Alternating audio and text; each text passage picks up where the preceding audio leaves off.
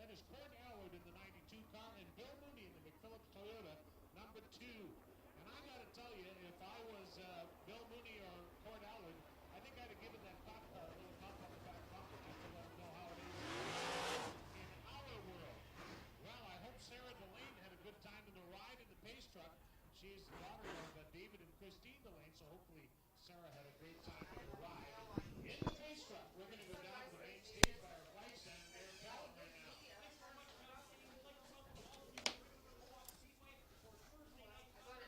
And welcome, ladies and gentlemen, to Red River Co-op Speedway as we're getting ready here for action. Just going to warn you, we may have a couple power bumps here. Of course, it's very hot here in Manitoba. They've got all the air conditioning running.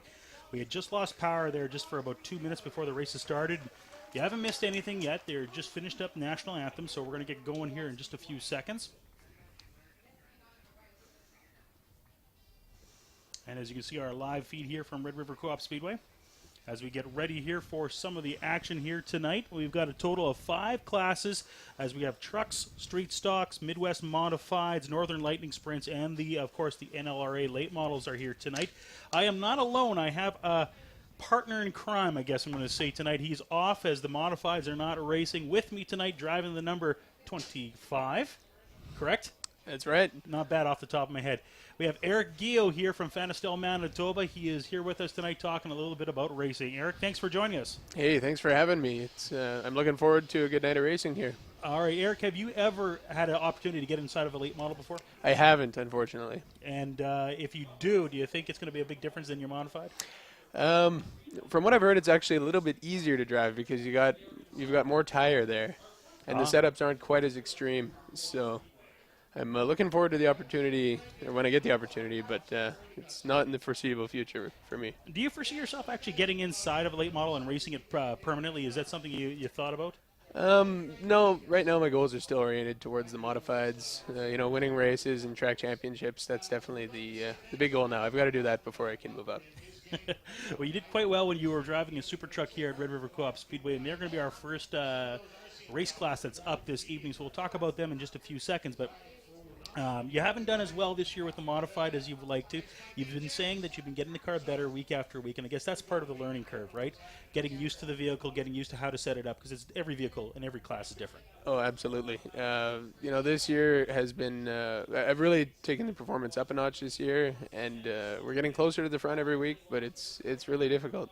Last year was definitely a year of just learning, and once I spent more time in the shop and on the scales, I learned how much I was really out to lunch on some things, but we've definitely come a lot closer to the front, and we just narrowly missed out on a win on Sunday in Morden, and no, I'm really feeling like a win's right around the corner. Of course, the modified class has been quite tough this year. 16 cars and some nights that you guys have had. It's a class that a few years ago was only supporting 8 cars some nights. You guys have really bumped it up in the last few years. Why? Why has the modified class jumped up so much? I've seen some guys go from late model racing back down to modifieds. Not so much here, but definitely you see that in the States just because of the high cost of racing. You can afford to run a much more competitive modified program for the same price than you could late model. So I think that's part of it. And, it's just a good class for racing. The truck class, of course, is the first track class up tonight. Only one heat for them, a total of 9 cars. We're going to talk about them right now, and I want to ask you a question. What happened to your truck? Where is it racing right now, or is it being parked? I don't think it is here tonight. I sold it to a guy who had good intentions of being out here, but I guess things didn't really shake out. But it should be out sometime soon, hopefully. Championship truck. Yeah, it was a very good truck. I won, I think, something like 15 races and 3 championships with that truck, so did very well with it, but just, it's too bad it's not out. A couple interesting notes tonight. Derek Pollock, inside of a super truck tonight. He's driving the number 13.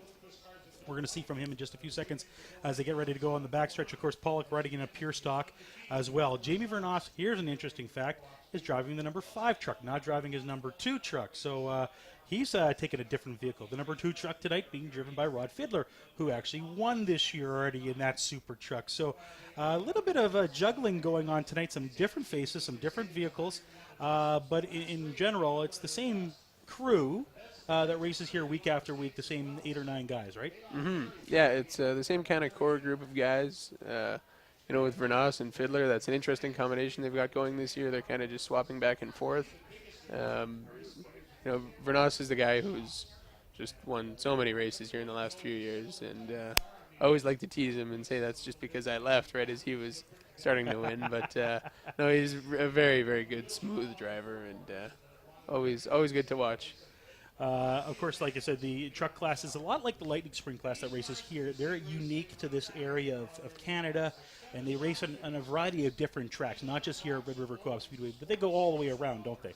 They do. They travel around. That's something that when I was the NSTR president back in 2010, 2011, I really tried to push that, getting the trucks traveling a little bit more, because that was something that I really wanted to do, and the rest of the group really wanted to do. So we were traveling around at 5, 6, 7 different tracks a year, and it's a really enjoyable thing when you can just go out of town and race and have fun and not worry about track points. One thing I was going to say about the truck class is what's unique about it is it's mainly Manitoban. There's a few Americans that race up here. Lynn Luckin, of course, makes his way up here.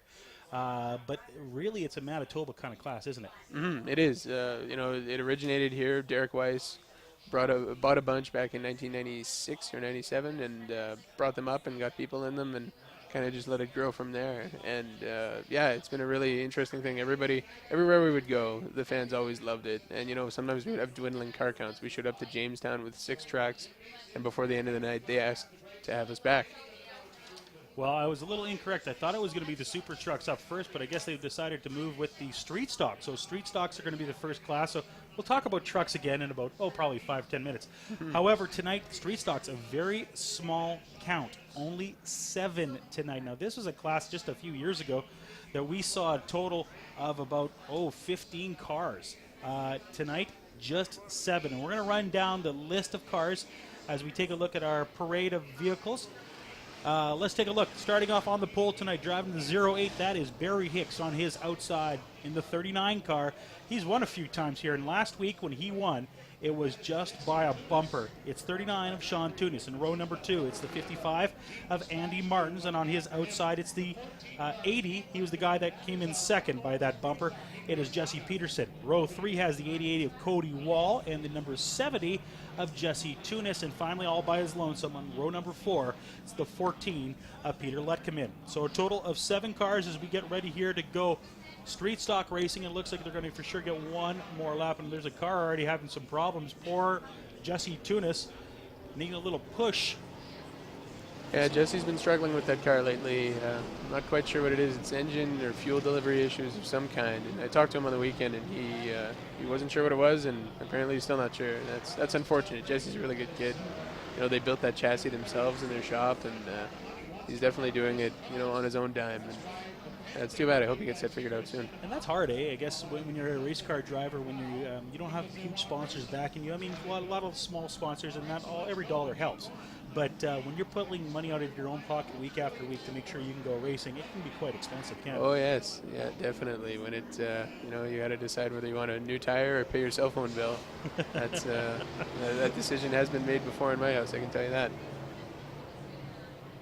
Street stock's getting ready to go here at Red River Co-op Speedway. Thank you for joining us on this NLRA night here at the track. Just so you know, if we do bump out in power, we will let you know, because we just had a power bump about 5 minutes before broadcast time. We did get back up on air. We did have to make some power changes here to make sure we can bring you the broadcast, but it is extremely hot here in Manitoba tonight, and we're in a hot booth. And let's see if we see some hot racing here at Red River Co-op Speedway. Green flags are flying, and we're racing. The 39 and the 80 just got shot out of a cannon from the high line there. Look at them go. Yes, it's a repeat of last week. It's the 39 car, Sean Tunis in first spot. In the second spot, it's the 80 of Jesse Peterson, and a bit of a race for third as 3 cars were starting to spread out as they were going into turn 3.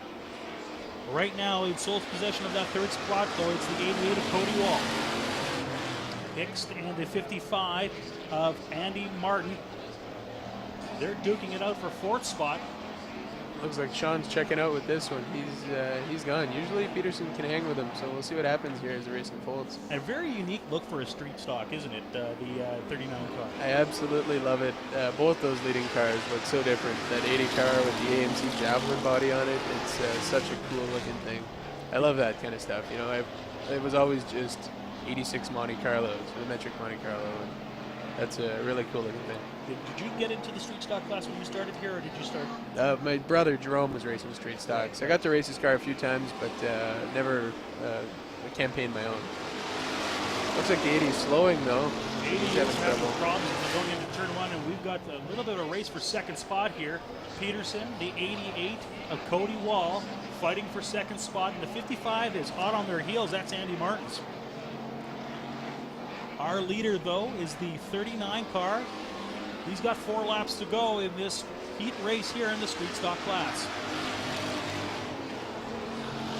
It looks like Peterson's got those problems figured out as Martins puts it to the inside of wall in 1 and 2.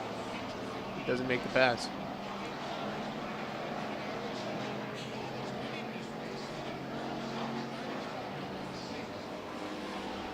Tunis is checked out with this one. He's just about in a different postal code by now.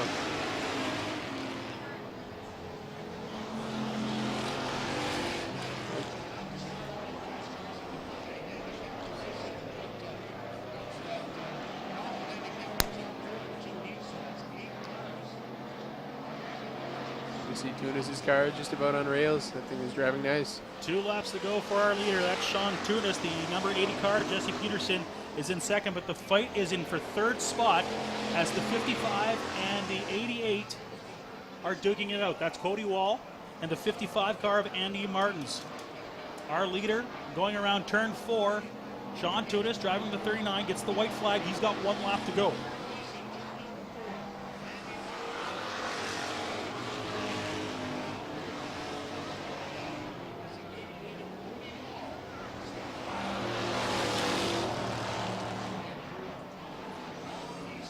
There he goes, just floating that thing around.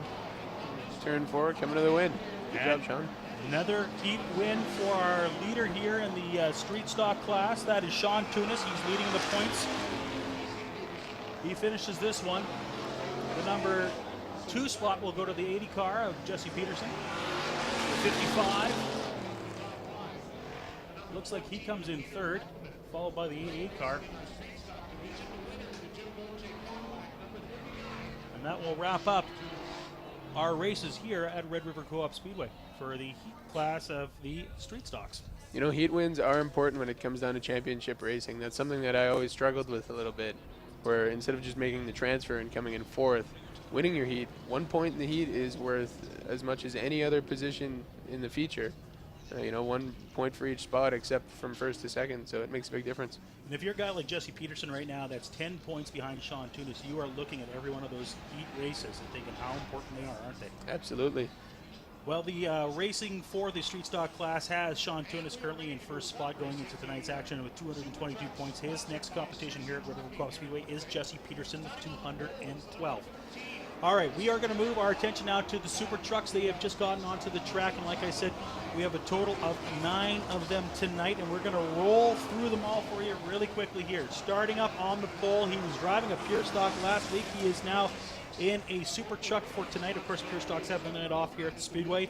It is the 13 car of Derek Pollock. On his outside, it's the number 5 of Jamie Vernos. He has been unbelievable here at the track, driving that number 2 truck, but he's not driving it here tonight. In row number 2, it's the 46 of Kevin Groenheid on the outside, and then the 4 of Wayne Grosky. Row 3 has the 11 JR of Shane Holden and the 73P of Randy Paluco. Row 4 has the 67 of Mark Zondag and the 2 of Rod Fiddler. And in row 5 by himself, the one guy that has won a feature here, it's 18 of Justin Ennis. Looks like there's a little bit of problem there. Yeah, the 04 truck did not take off. No. Stacked them up pretty good, leaving the 5 and the 13 out front on their own early. Wayne Grotsky pulls himself off the track in this one early on. The number 5 of Jamie Vernos. I got to get used to it because I'm so used to saying the number 2 truck. He's in the lead. Hard to believe he seems to spend that time no matter what truck he's driving up front. That's right. This is his first race in that truck, and he phoned me for some setup help because he's not used to that style of suspension, and it looks like I gave him some pretty good advice. Oh, so you're taking all the credit for this one, eh? I'd like to take a bit. I see how you roll.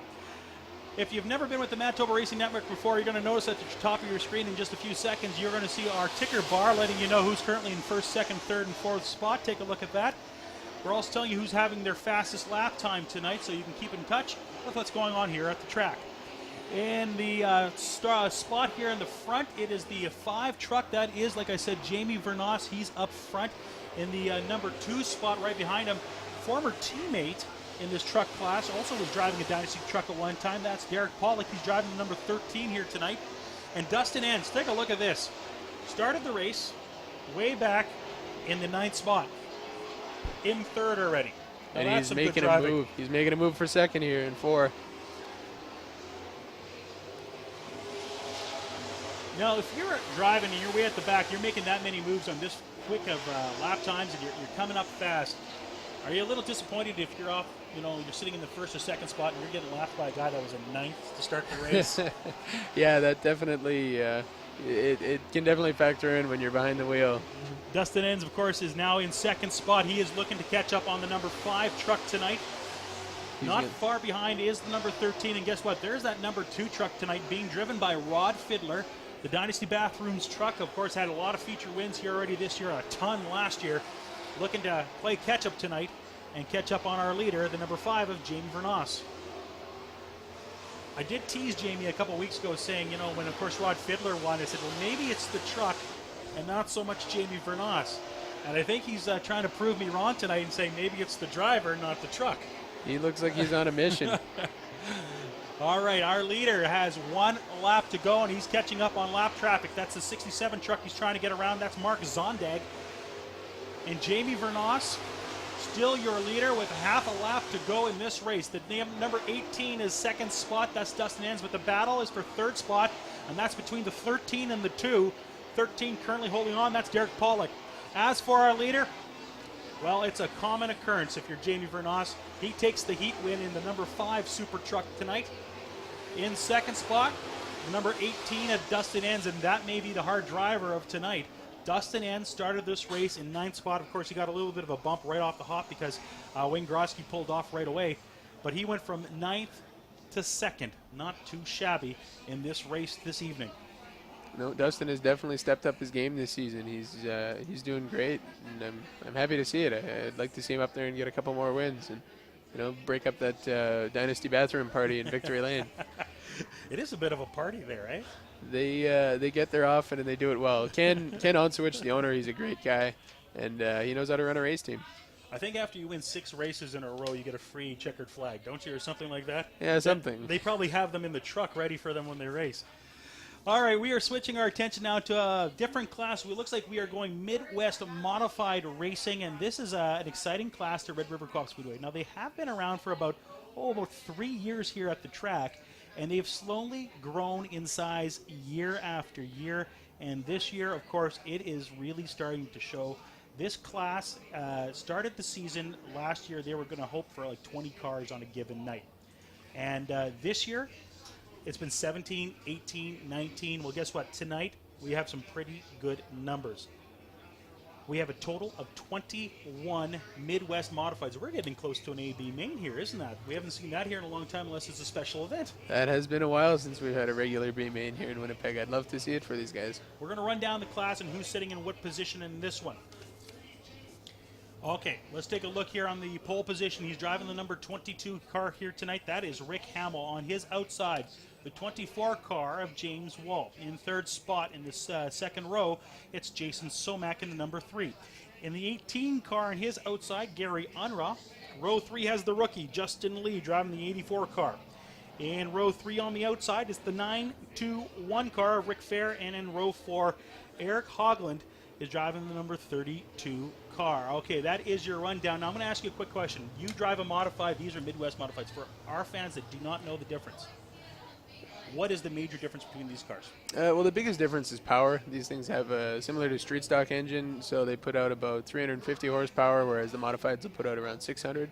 So that's a big thing. The suspension is a little bit more limited, but they don't need as complex of a suspension to handle that same power on the same, or that amount of power on the same tire. I guess the biggest thing though is always price. Yeah, and then price. Although there are guys here, even tonight, that spend AMOD money. That is a thing. Midwest Modifieds are now racing here at Red River Coop Speedway. We have 3 heats tonight as we roll through them all for you. Our leader still driving the number 22 car. That's Rick Hamill. He's out in front. The race for second and third, that's looking pretty good. And oh, we the got a 18 car. gets tight in 4, just about puts it in the fence. Yes, very close for him. And we're moving back to action now. Hogland is on the move. He came from last, and he's looking to make his way into 4th right now. Rick Fair, he's battling with him. Fair in 4th spot right now. He started the race in 6th. He's moving up. And so is Hogland, who started right behind him. And these two guys have made a couple of spots already, and we're just 2 laps in.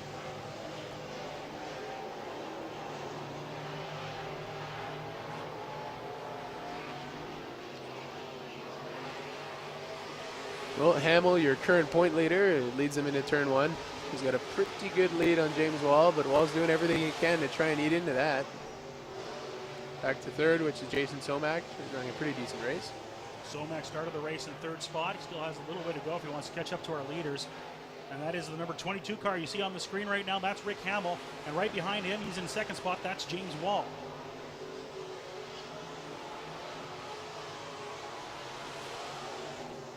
Looks like Fair has gotten away from Hogland, and he's actually going to try and make a bid for 3rd in a couple laps. Catching up to Somack a little bit. And as they go into turn 3, those 2 cars. That's Somack in the 921, and look how quickly the 921 car of Fair has caught up. He was a few car lengths behind just a lap ago, and now he's right on the heels. Oh, having little problems there on the back stretch. Well, you can see the 921 is turning freely into the corners, and Somack is a little bit tighter. It makes a pretty big difference on overall speed. Somack still in 3rd spot in this one. Our leader, it's the 22 car. You see him on the screen, and he's going to have some problems here as he's trying to go around lap traffic. He's got 1 lap to go for himself. He gets around. That is fortunate, because that lap car, he paid for the whole track, and he was using all of it. But luckily, 22 was able to get around.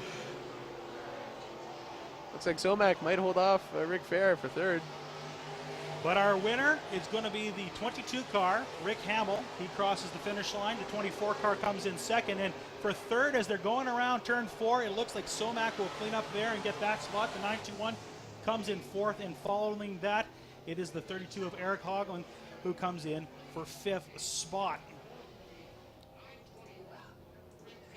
Well, some pretty good racing here in the Midwest Mod. The track looks really nice and smooth. It should be very racy come feature time. Now, I know they've done some work on the track, and they've done some more irrigation work in the corners. Always has been a problem here, always a little wet because, of course, track's a little slanted, water runs down the track, and it kind of just sits there year after year. But Blair Bottling in the last few weeks has done some drainage work, and it looks pretty good at the bottom of the track for this evening compared to what we're used to seeing. Yes, there's been nights when you could bring a fishing pole with you if you wanted to and go stand in the infield. But no, it's very nice and dry down there, and that's crucial to keeping this track nice and racy. Okay, we are getting ready to go Midwest Modified Racing. We have a total of 7 cars tonight in this one, and we're going to roll down the lineup in this one. And driving the number 88 car, he will have the pole position in this heat race. It's Paul Veer. On his outside, a guy that was a pretty darn good racer here last year in this class. He's driving the 4H Grant Hall. In row number 2, it's the 00D of David Delane. On his outside, driving the 4D, he's a rookie, Dave Kazenko. In row 3, it's the 93 of Kaylin Cron. And on her outside, it's the 36 of Ryan Cousins. Row 4 has the 71 of Dustin Strand. Keep your eyes on that 71 car. He has not raced here in a Midwest Mod for a long time, and I didn't even know that he actually still had one. But he will be very interesting to watch. He's very quick here. And I got to note that the 36 of Ryan Cousins made it all the way out from Darlingford or wherever he's from. That was it's good to see him out here. Usually he's just a regular in Morden.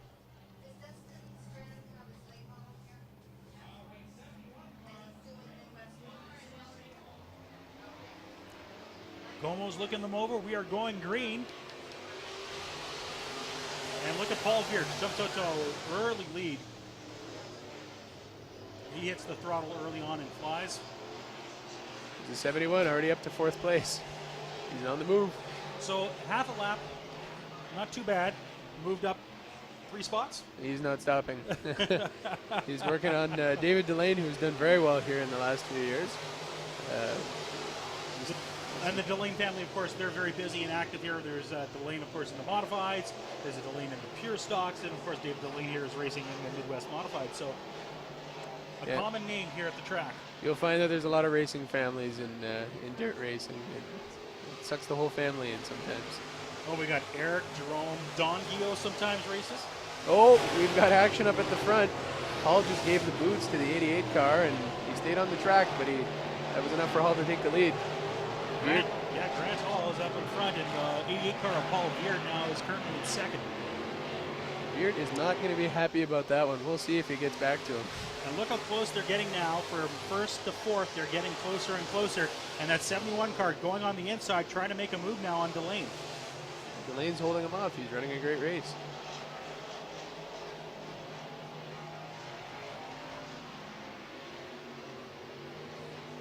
Four laps to go on this heat race.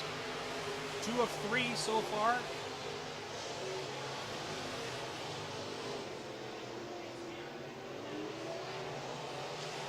Delane's making a run back at third, or he's going to try.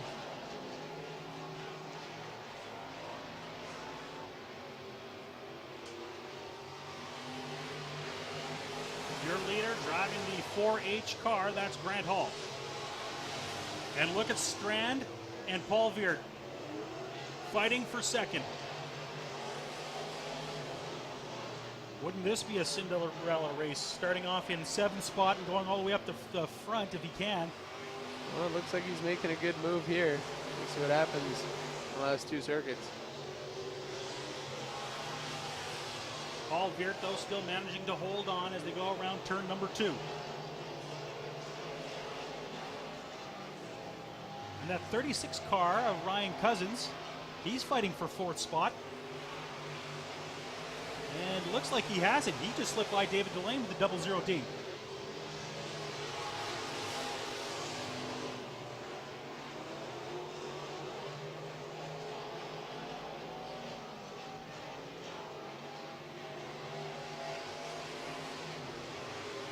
And there you go, checkered flag. Your winner, driving the 4H, that is Grant Hall. Well, I have not seen the replay of the incident there in 1 and 2, but there may be some words exchanged between the 88 and the 4 after that one. Not at a racetrack would there be something like that after a race, would there? No, not us racers. We're above that.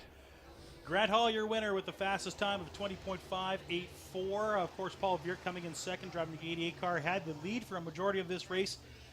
He finished up in second with a 20.817 fastest time. Dustin Strand, wow, did he fly. Started off in 7th, moved all the way up, though this one in 3rd spot. Okay, we are going to switch our attention to the 3rd and final heat as we get ready here once again. 7 cars. I only see 6. Oh, I can count now. 7 cars, yes. Eyes are deceiving me a little tonight. It's all right. You're not a numbers guy. It's okay. I'm not a numbers guy. Let's go through the lineup as we look at these cars. Driving on the pole, driving the 44 car, that's Austin Hunter. On his outside, it's the 55 of Murray Cozy. On row number 2, it's the 20 of Nick Audette. In row number 2 on the outside is the 4B of Brandon Rehill. In row number 3, it's the 12 of Tony Cassie. In the outside of that one, it's the 10C of Cole Hogland. And in row number 4, it's Eric Frey driving the 47 car. Looks like a good lineup of cars here for this heat race. It'll be a good front row, actually. Those 2 guys are always very fast here. And we're gonna show one of our mini sponsors here. Sales and Service Limited. We service what others sell. A special thanks to some of our many sponsors, including Murray Cozy Trucking Limited, with 28 years of experience and Canadian owned and operated. Honesty, integrity, and loyalty are important. You can be confident when you cozy up with us. Check out our website at www.murraycozytrucking.ca. Okay, we are back to action here. They're about to go green here for the Midwest Modifieds.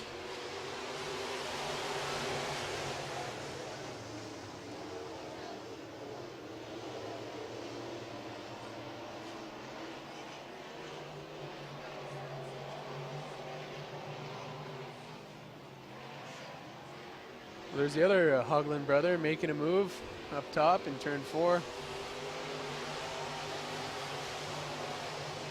Eric Hoagland driving in the first heat race tonight.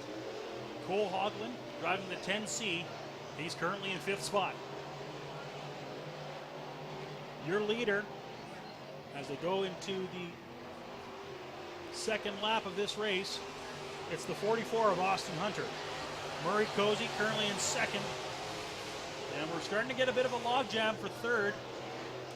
In the 20 car, it's Nick Audette, followed by the number 12. That's Tony Cassie. And the 10C of Cole Hoagland, he's in 5th.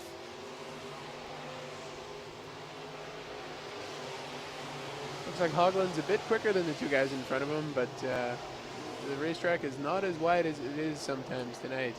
So trying to make a way around as he makes a move to the outside coming out of turn 2. And they're 2 wide going into 3 right now.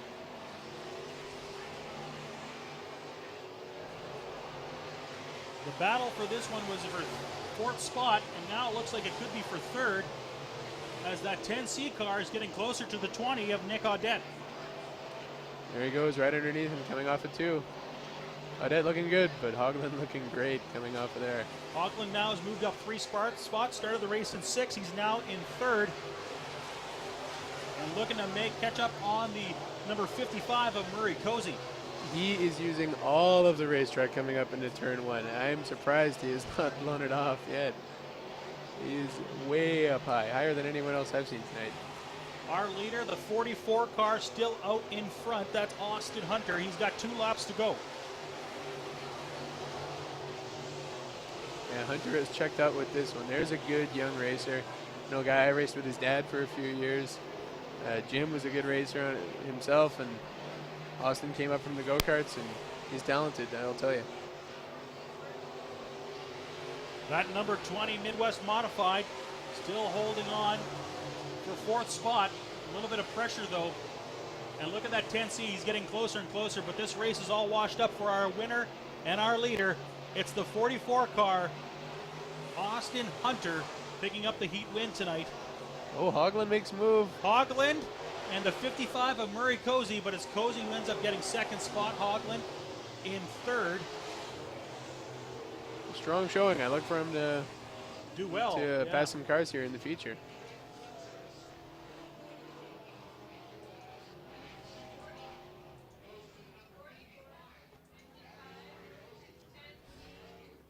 Midwest Modifieds now all wrapped up for this evening until we get to the feature race. We are going to be moving our attention now to the Northern Lightning Sprints here tonight. We have a total of 2 heats as they're getting ready to go.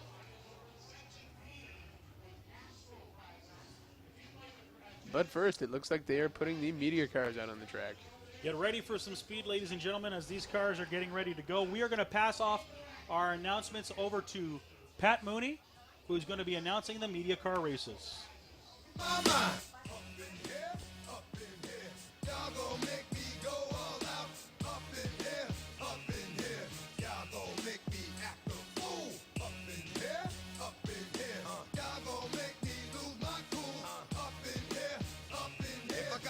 To you cowards, then it's gonna be quick. Alright, all your men have been to jail before, suck my dick, and all them other cats you run with, get done with, done quick.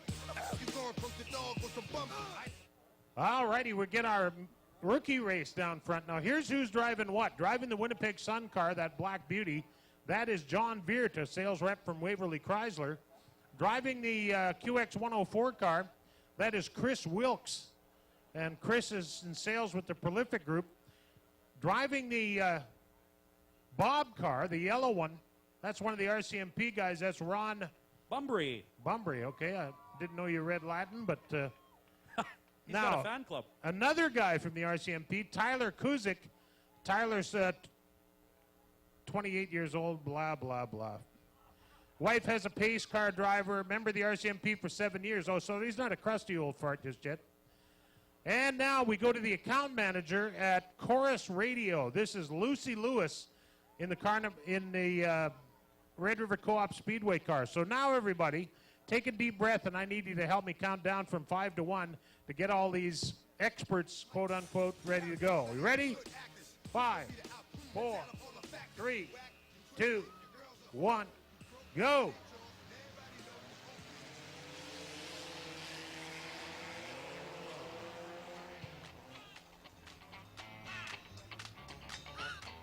Now look at this. Chris Wilkes, who's in last place right now, says he raced rental cars. Now I don't know if that's from Enterprise or... Doesn't look like it though, does it? Winnipeg Sun Car, John Beard, he's the sales rep from Waverly Dodge, but he's under attack right now. The Red River Co-op.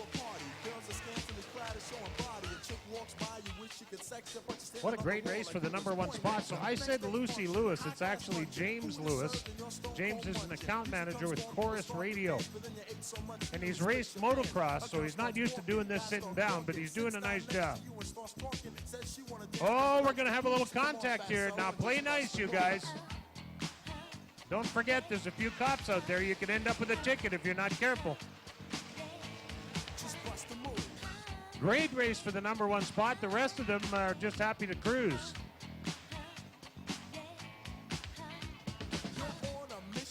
The guy driving that Bob car, we need to have a talk with him. Oh, right. Thank you, Carolyn. I just noticed he is the record holder from 2013. Ron Bunbury is the record holder from 2013. He was the slowest car then, too.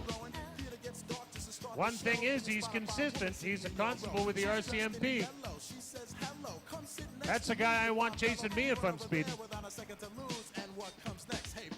Oh, we got a race shaping up on the back straightaway. I don't know what's gone wrong, but the Winnipeg Free Press car, that is Tyler Kuzik. Tyler is also with the RCMP. Oh. Now,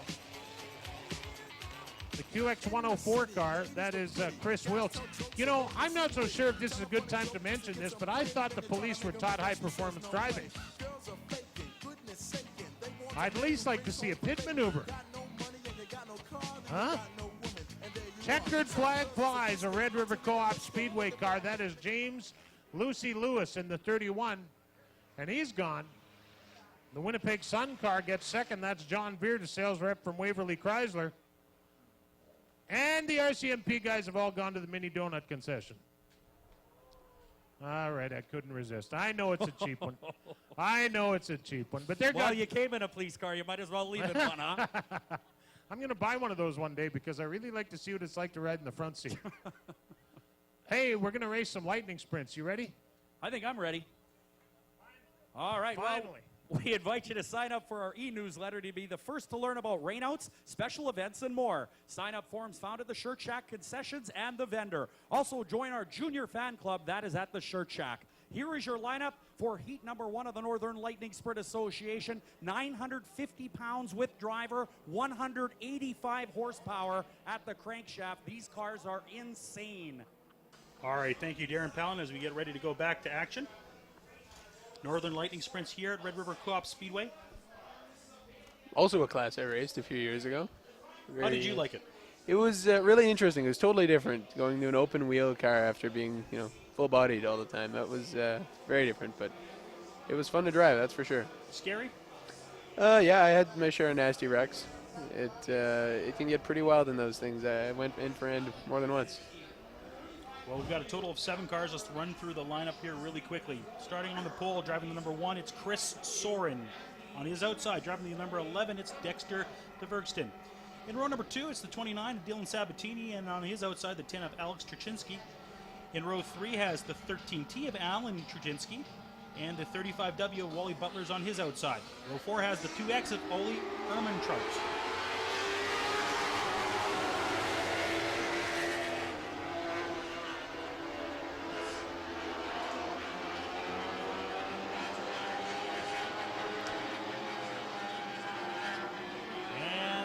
Sprints in action here. One lap in, they've all kind of spread out already. some good racing here off the 4 with the 13 and the 29. Soren still your leader in this one.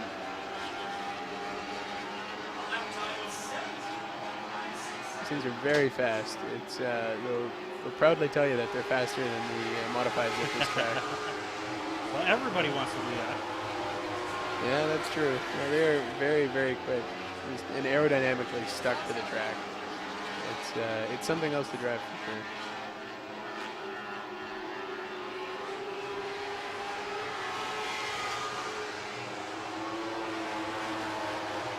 Your leader driving the 1 car, that's Chris Soren in second spot in this race. Not far behind him, it's the number 11 car of Dexter DeVersten. They started 1 and 2 on the pole respectively. But not far behind, it's the 35W of Wally Butler. Now Butler had that nasty crash here at Red River Coop Speedway just a few weeks ago. He's back in action.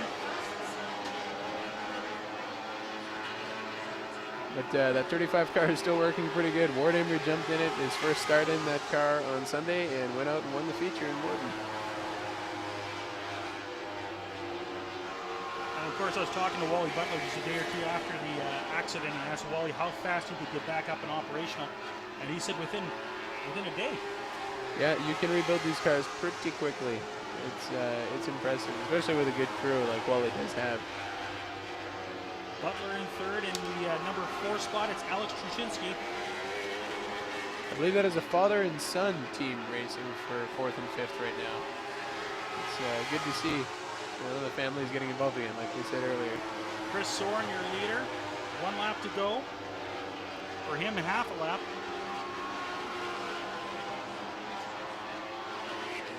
And Chris Soren pretty much wraps this one up. A victory for him here in this first heat race in the Northern Lightning Sprint Division.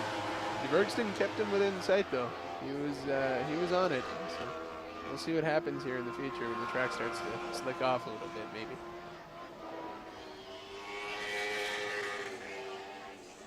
Second spot in this one goes to the 11 car of Dexter DeVerksen. Third goes to the number 35 of Wally Butler.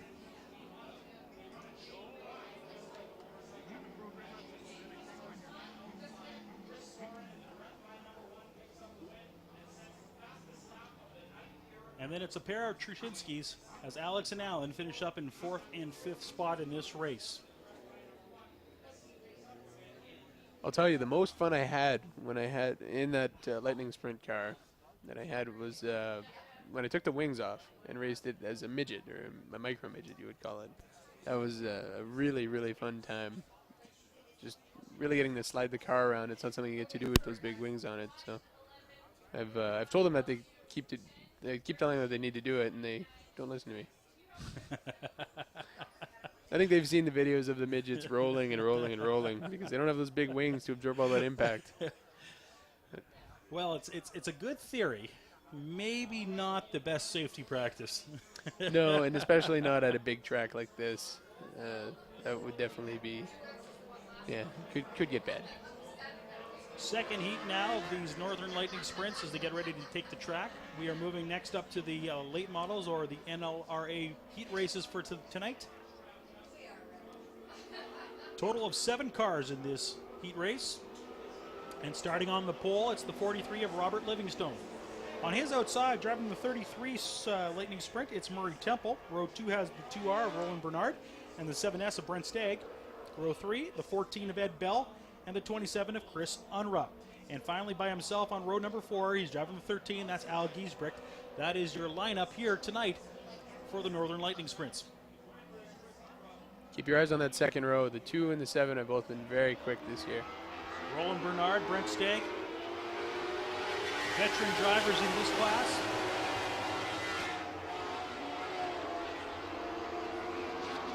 And there they are on your screen. And Stagg, of course, trying to make a move right away for second spot. Had to get out of it there. He almost did what they call following off with the right rear tire, which always ends badly. Murray Temple currently in the lead right now. Livingstone in second, followed by Stagg and Roland Bernard. Dylan Sabatini. Pardon me, that's not Dylan Sabatini. He was in the last race. If Temple had beers right now, he would be smiling. Seeing these guys fighting for second place is just allowing him to pull up a very nice lead. We'll see if Steck can get the job done on Livingstone. But Livingstone is driving a very good race. As they go around turns 3 and 4 right now, your leader, it's the 33 car, and the race is up front for the second spot as the 43, that's Robert Livingstone, and the 7S of Brent Stagg are duking it out for second.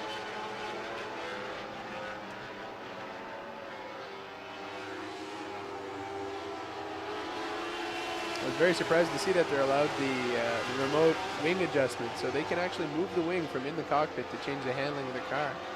That's, I'm sure as the drivers, they really like being able to make that adjustment.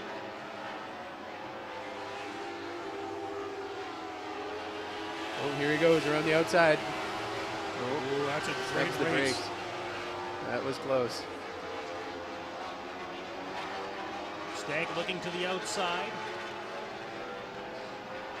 And slowly creeping up behind them in fourth spot right now, Roland Bernard. Yeah, he's definitely made up some ground. Only 2 laps to go, though. You're going to have to make it up quick. And if you're Murray Temple, you're happy how this race is going for you. Absolutely. Murray is flying tonight. He's got 1 lap to go. Stagg looking to try to make his way around the 43. Livingstone holding him off.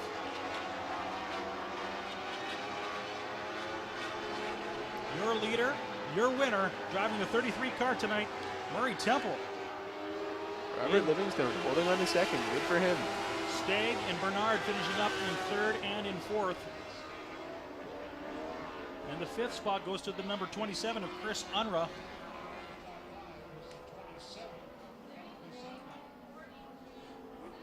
Some very good racing there in the NLSA.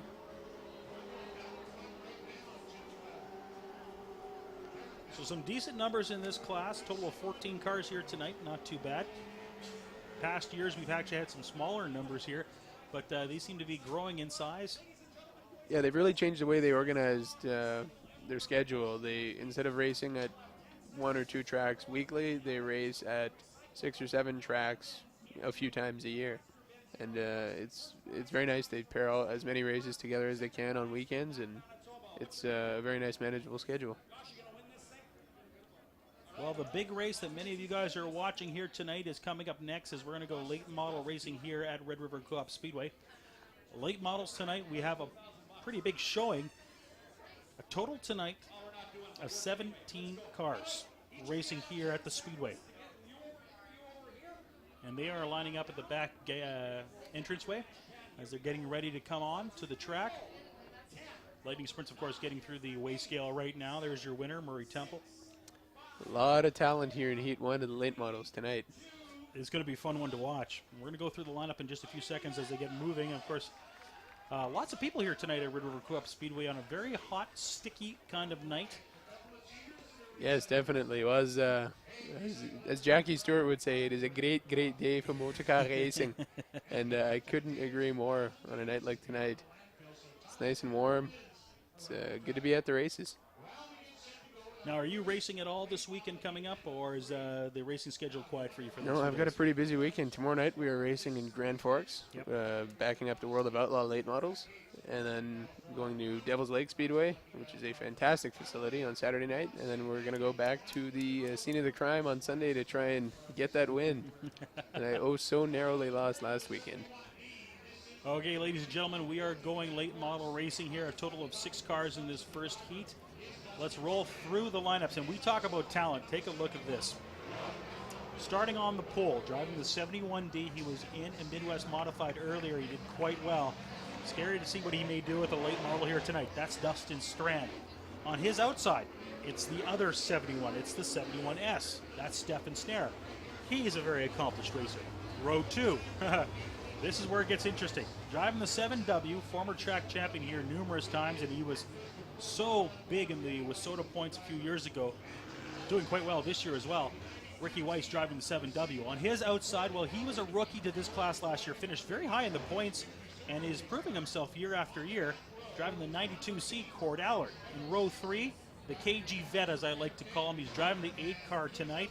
It's Kevin Sexton, and on his outside, driving the 2, Bill Mooney. Any one of these guys can win.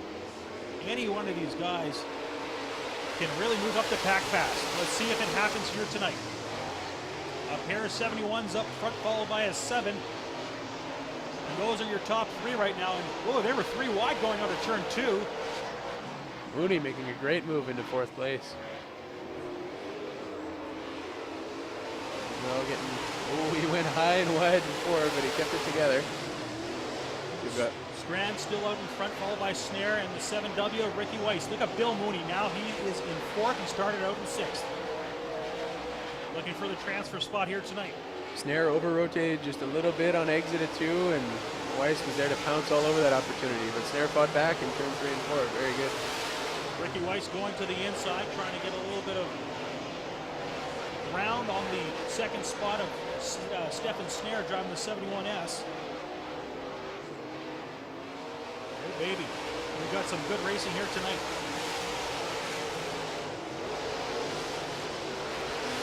Late models race 10 laps here for heat races. Snare's actually reeling in the leader a little bit. This will be interesting to see when he gets to his back bumper. Strand is looking good, but he's not looking dominant. It's going to be a good final 6 laps here.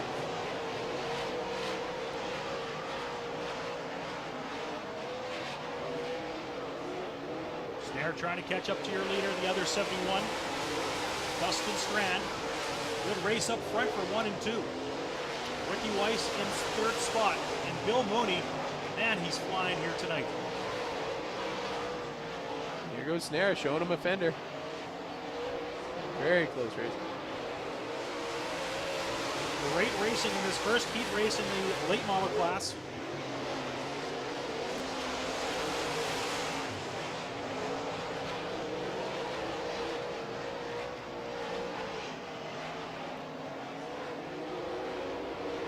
The track conditions look a little bit spotty from what I can tell up here. It's looking like it's a little bit difficult to hit your marks perfectly every lap. And when you see a guy like Ricky Weiss just offline a little bit and then making a great move back up to 2nd, or to fight for 2nd, you can tell it's not the exact same way all around, which makes for good racing as Weiss goes to the bottom in 1. It looks like he might have it. Looks like he does.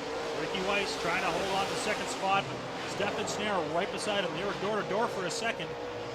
Ricky Weiss now currently in 2nd spot. Can Stefan Snare take it back as they go around turn number 4? Oh, that's getting close. We have 1 lap to go in this heat race. Your leader has held on for all 10 laps so far. Let's see if he can hold on in this final one. Ricky Weiss trying to play catch up as they go around turn number 4 right now.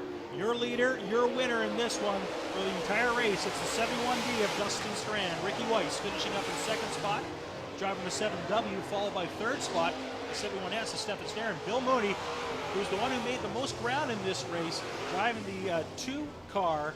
He started out in 6th, finished up in 4th spot. Yeah, a strong showing by Strand. He started out up front and just kept that lead to what he needed to. Really good racing there between Weiss and Snare. Look at that time for Dustin Strand, 18.945. That's pretty fast for a late model here at this That track. is very quick. Very good. In fact, pretty good times all the way around. Last week we were seeing times closer to the 20 mark, but these guys seem to have a little bit more speed here tonight at the Speedway. Those track conditions, it's crazy. You have to be able to go from driving like a wild man to a gentleman all within one night. When it is tacky, you just drive those things wide open, let it all hang out. And when it is dry slick, you have to definitely mind your P's and Q's. Well, we are switching our attention to the 2nd heat now as they're getting ready to enter the track surface. This is my most favorite part of the entire racing circuit, calling all these 71s, because we have a 71 again on the pole in this race. 3 71s usually race here, and of course Dustin Strand, Stefan Snare, and this is the other one. He's got the pole position tonight. It's the 71 of Rick Fawcett. On his outside, it's the 12S of Brad Sang. In row number 2, we have the 44S of Cole Schill. And on his outside, it's the 88 of Paul Veert. Of course, Veert racing earlier in a Midwest Modified is in a late model as well tonight. Driving in the third row, driving in the fifth spot, it's the 5E of Shane Edgington. And in row number 3 on the outside, driving the number 9 car, he's the boss, he's the owner, it's Walt Morris. So a total of 6 cars in this heat race. We have 5 in the last heat race before we go to intermission. I'm picking Edgington as the car to watch. It was his birthday this week. I think things are rolling for him. He's actually running really well here recently, so we'll see what kind of ground he can make up. Got to watch in this race. Always Brad Sang. He's always very dangerous here at the Red River Coop Speedway. Let's see what he does here tonight. Sang tries to jump out to an early lead as they go around turn number 1. It's Sang, Fawcett, followed by that 44S of Cole Schill. Veert's in 4th. Walt Morris has jumped up now, beating the birthday boy. He's in 5th spot, and Edgington is at the back of the pack in 6th. Looks like he's slowing, actually. 2 cars slowing. Fawcett having some problems, so is Shane Edgington. Fawcett gets it going again. He's now all the way back in 5th spot, and Walt Morris having problems on the backstretch. And Edgington pulling off now to the infield, letting these guys go around. Your leader after 2 laps is the 12S of Brad Stang, followed by the 44S of Cole Schill. Yeah, Schill all the way from North Dakota made the drive up tonight, and glad he made it out.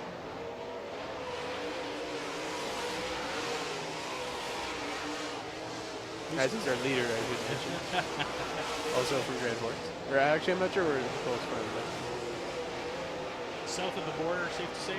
Yes, I do know that much.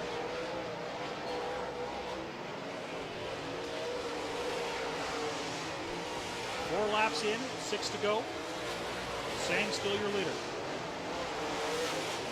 Followed by Cole Schill, Paul Veert, and the 71 of Fawcett. Yeah, it definitely looks like there's a slick spot high in turn 1. And so guys entering that are having to wait quite a while for the traction to come back into the racing groove. It's kind of an interesting racing surface tonight. You can see how they're slowing down as they're going into turn 1.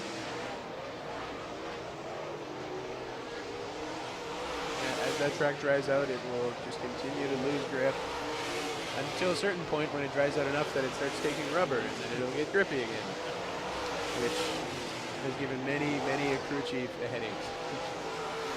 Well, how do you set up the car? That's the best question. 71 car looks like it's having a little bit of problems again. Opportunity now for Walt Morris to see if he can catch up, trying to get that 4th transfer spot.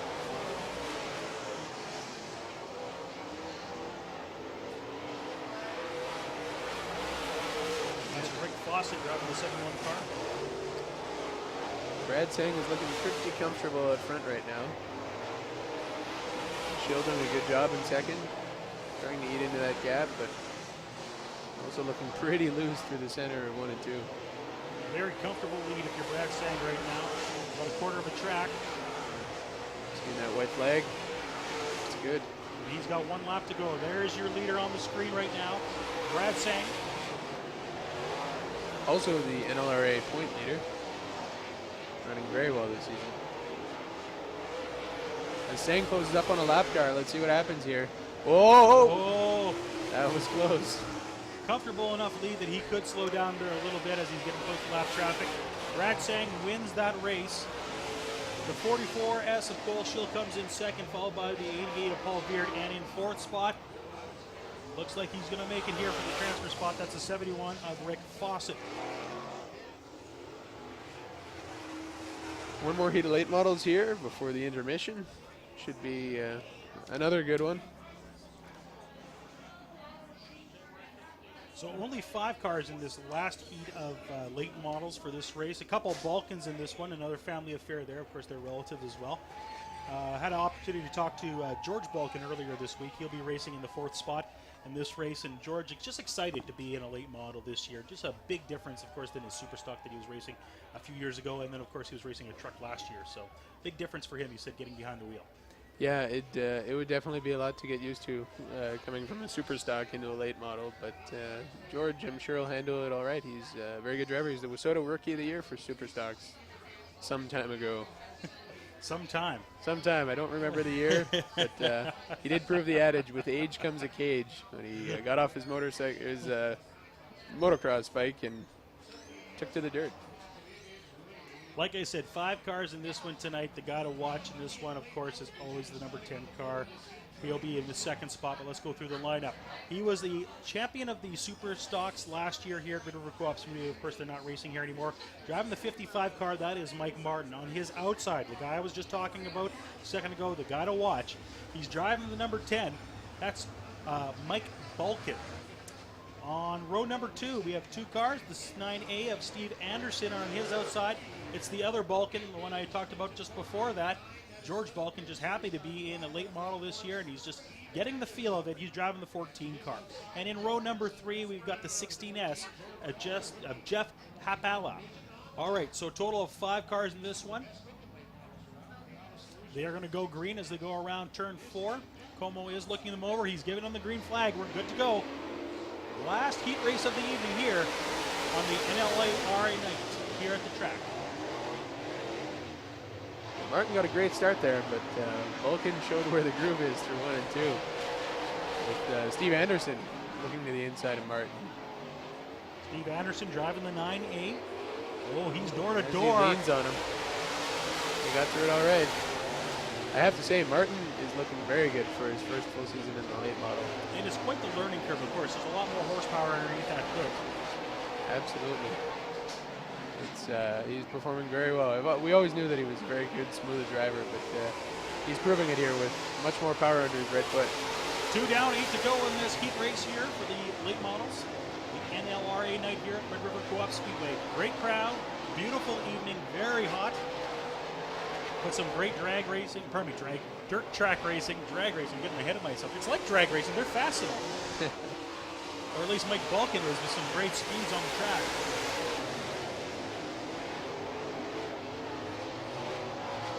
Mike Balkin, your leader. Followed by the number 9 car. That's the 9A of Steve Anderson. He's in second spot.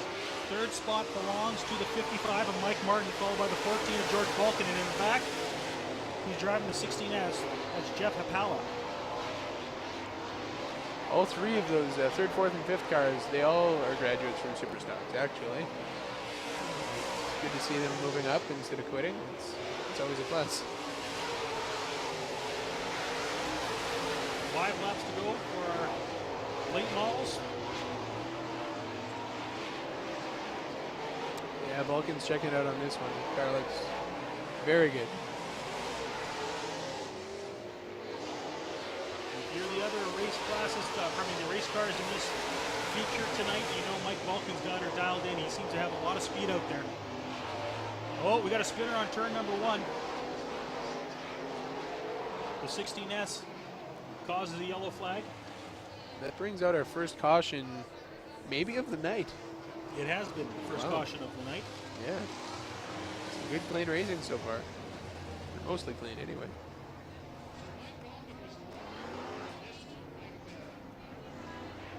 Yeah, nobody wants to be the driver that ends up facing the wrong way, but that's what happens when you're pushing it to the limit. Sometimes you're going to go over it. You show me a driver who never spins out, and I'll show you a guy who's not quite pushing it that hard. Perhaps. At least a new driver, anyway. So they're deciding how many laps left to put on the leaderboard. They may add 1 or 2 here. You never know.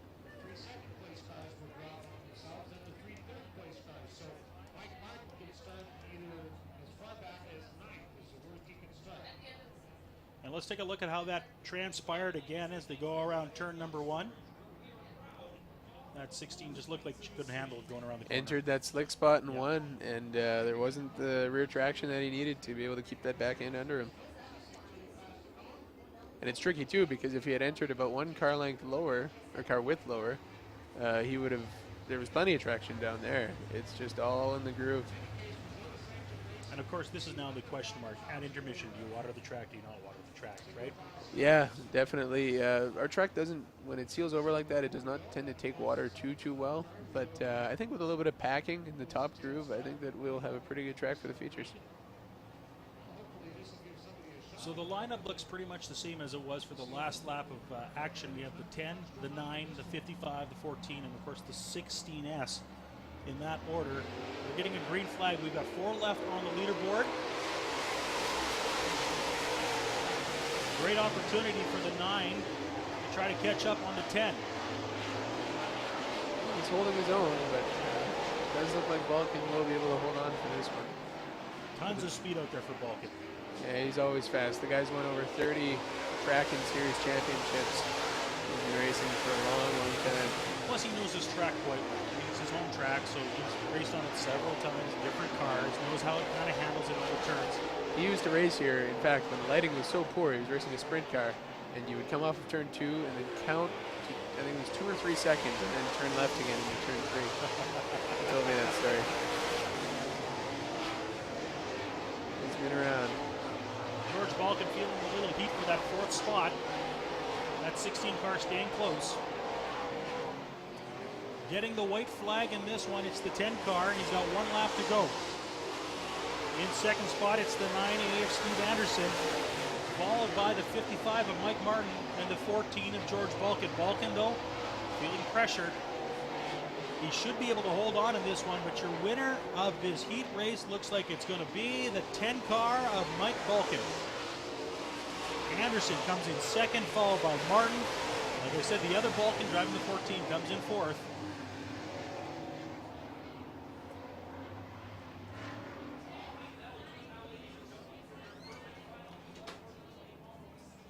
And we talked about some pretty fast speeds out there tonight. Mike Balkan, wow, did he look good out there. But so did Steve Anderson. Steve Anderson almost broke the 18 barrier. Some pretty good time out there for him.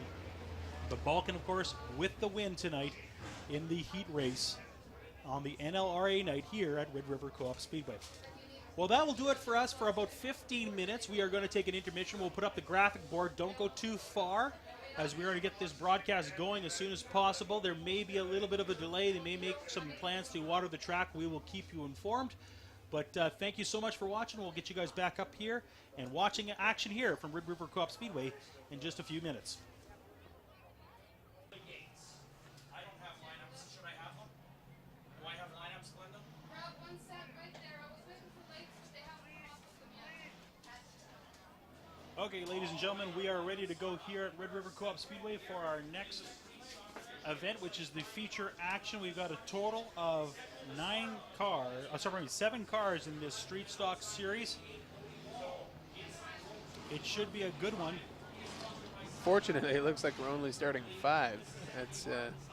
That's too bad, but I guess the mechanical attrition is something to account for. And I'm going to pass it over here to my young colleague. I'm going to let him call the lineup in the first little bit of the show. He was doing good tonight. All Let's right. see how he does. Yeah, starting on the pole from Winkler is Peter Letkeman. And to his outside is the young Cody Wall in the 88. 55 of Andy Martins starting in 3rd. Starting beside Jesse Peterson, a 2nd generation racer in the 80. Sean Tunis is starting on the inside on row 3, and that will be it. The 08 of Barry Hicks and 70 of Jesse Tunis look like they are late scratches as they catch the green. The 88 and the 14 racing side by side in 1. They're not here, Darren. And they're throwing this one yellow. It appears they're having some scoring and timing issues.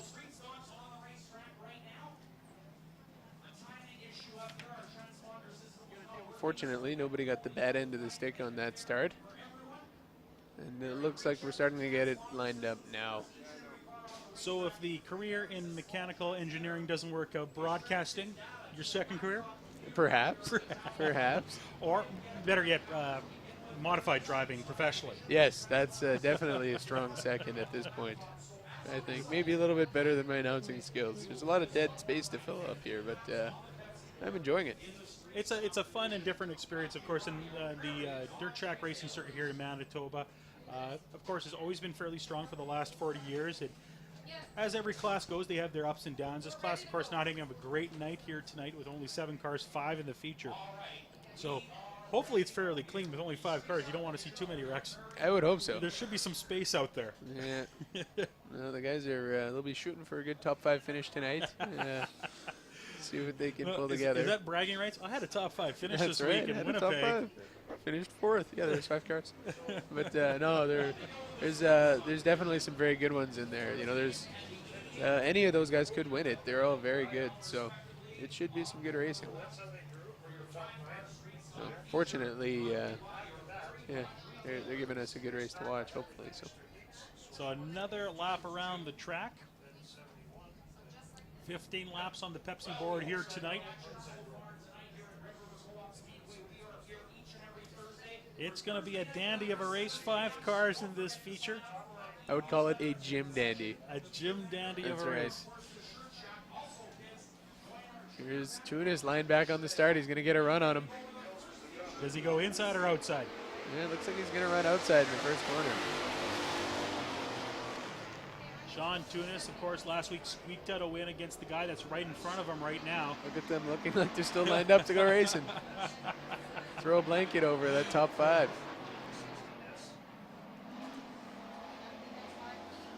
Look at them go. That's pack racing here in Winnipeg.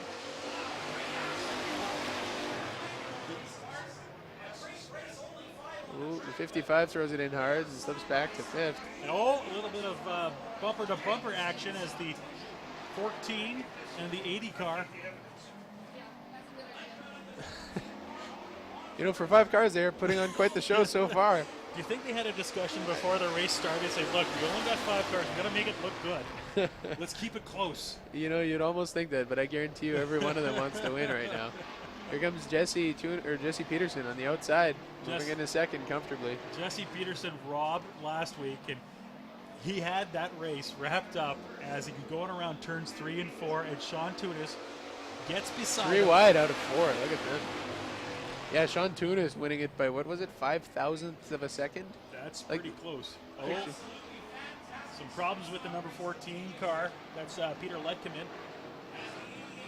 He gets it going. Don't want to have a yellow flag out there. The 88 car still your leader, and they are 2 wide going into turn number 1. The 39 of Tunis, the 55 of Andy Martins. Tunis is driving smart, just taking his time. He's got a very good car, so he's just got to get it to the front in one piece. I'm sure that's his goal. That's the thing about racing. It's the other 2 guys' goal that are in front of him to make sure that he stays there. So,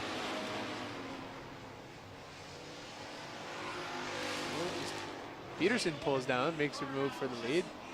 Take a look at this. Wow, they're close. Oh, bit of a push mid-corner. Getting close, but they're keeping it together. Peterson is now your leader. 9 laps to go on the Pepsi board. Look at Tunis. I think they're trying to make a repeat of last week. Tunis now is in second spot. Cody Wall says not so fast. Using the backstretch to his advantage. Here they go. And Martins gets right back in that race. Okay, I don't think you could have called this with 5 cars that you'd have a good race up front with the top 4. No, I don't think you could either. This is turning out to be Fun to not a watch. disappointment. Peterson, your leader, followed by the 88 of Cody Wall. He's in second spot. Third, well, it's kind of a going back and forth. The 55 now, Andy Martin is currently in third, followed by the 39 of Sean Tunis. Tunis won several times this year. You gotta love that one-handed driving style from Andy Martins in that 55. He keeps one hand up on the deck and just feels that car nice and smooth with the left hand. It's something to see. And here he goes, making a move for second on the bottom, but Wall holds him off for now. Peterson benefiting from this 2-wide racing here, back for second place. And Peterson getting himself a nice little lead out there. Definitely. 6 laps to go as of right now. Make it 5 as our leader crosses the line. He's got 5 laps to go. Jesse Peterson robbed last week. And they are still 2 wide. The Whoa. 88 and the 55. Wall has that high line figured out through 1 and 2. And he's definitely keeping it an interesting race.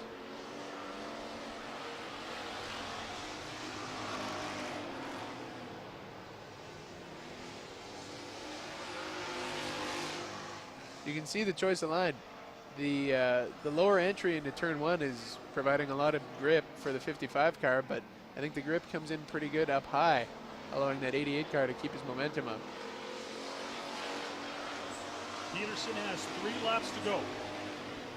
The battle is for second, as the 55 and the 88 are still fighting for it. Tunis in 4th. Looks like he's got a long way to go if he wants to catch the leader. Yeah, he was looking really strong early on, and then he stopped moving forward. Peterson just setting sail with this one. So. Got a for sale sign on that car. I don't know if that's a... Oh, and Wall loses it in 1 and 2. That's unfortunate. And he gets her going again. He gets it going, and it's... Oh, no. Maybe not. There's going to be a yellow probably. He is stalled. Yep. Well, there we go. We've got a yellow flag. That's going to change things around a little bit. I think so. You think he's going to be able to go from the back to the front?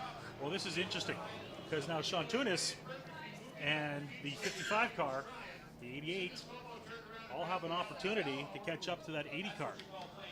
Yes.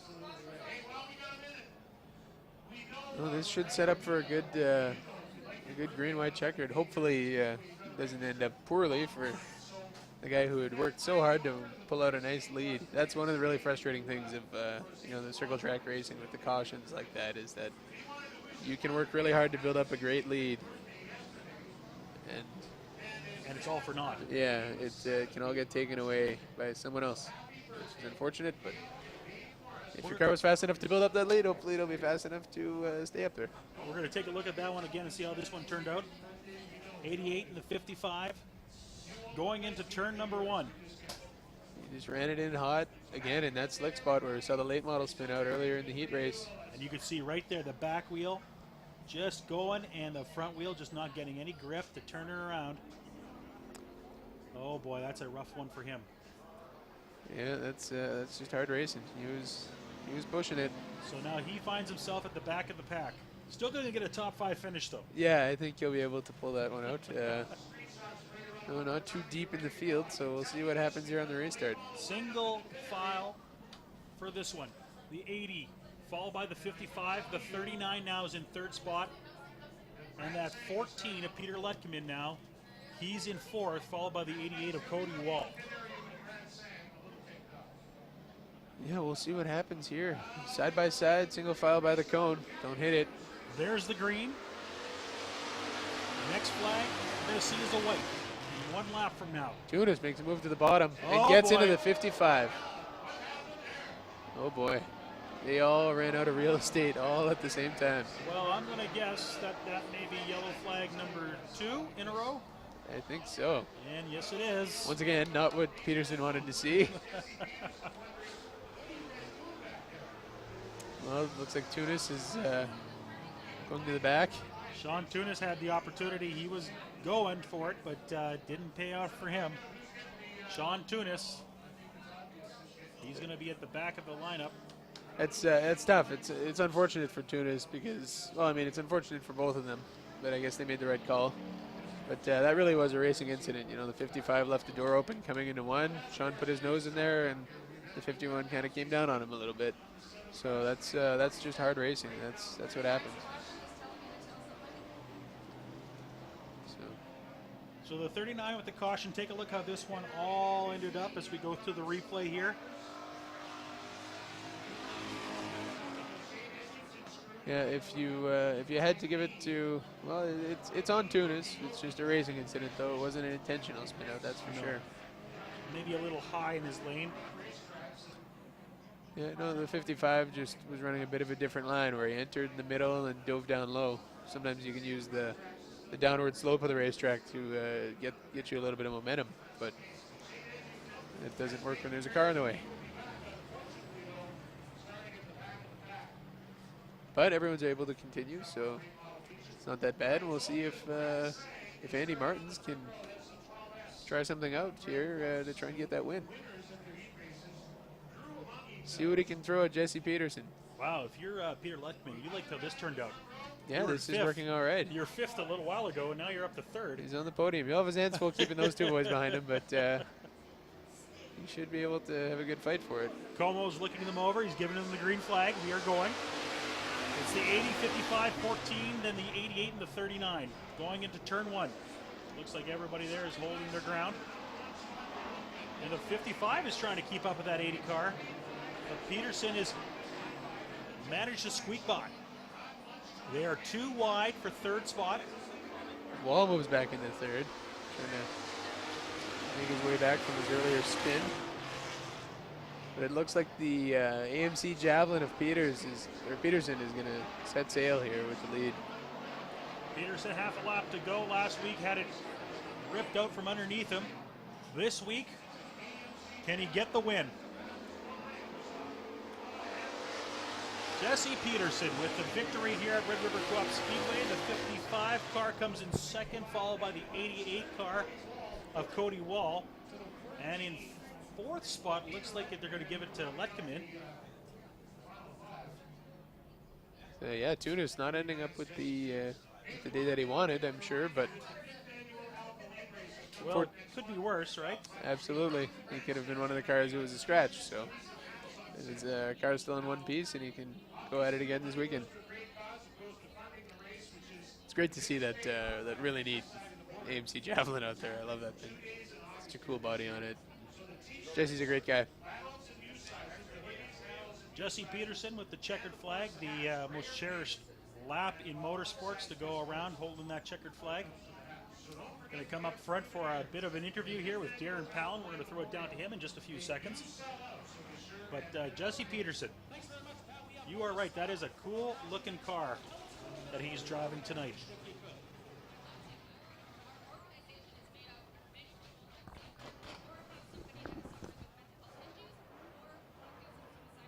Peterson getting out of the car, getting ready to go for his post-race interview with Darren Palin.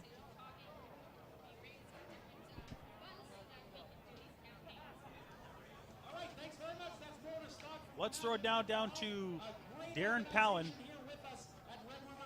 for the post-race interview. Jesse Peterson, your winner. That car for sale. That is a Javelin. A nice job tonight in the street stock division. There he is in victory lane. How about it for him? Jesse Peterson in the 80 car. Mona Stott is going to present the trophy here from Imagine Mental Health on behalf of your Prairie Dodge retailers and Tanya Swanson. Come on up here, Jesse. Let's have a little conversation about a great race. 5 cars took to the track for this street stock affair, but what a great race it was, man. Doesn't matter if there's 5 or 15, you guys run very competitive. As long as that 39 car's out there, we only really need 2 cars. And but I see Andy was pushing on my door there a little bit too. As lots of cars, I guess, had a chance at it. All right, how about it for your winner in the street stocks, Jesse Peterson? All right, thank you, Darren. As we get ready now, we are moving our attention over to the Super Trucks. Not a large lineup for them either tonight, only a total of 9 cars in the Super Trucks. But some great racing we've had week after week from them, so it should be an interesting one to watch at Red River Coop Speedway. Thank you for joining us on our live feed tonight. I know we had some technical difficulties. We have now opened up the feed for anybody to watch, so we apologize for that. It's spent here tonight by Goji Dodge Chrysler, the Ram store located on Regent Avenue. But we are now ready to go Super Truck racing here at Red River Co-op Speedway. A total, like I said, 9 cars. Let's go through the lineup as we look at each one of the cars. Starting up on the pole, driving the number 13. He had the pole spot in the heat race. That's Derek Pollock. Followed by the number 5 car of Jamie Vernos. He is in second spot. Row 2 has the 11 JR of Shane Holden. On his outside, driving the 18, it's Dustin Enns.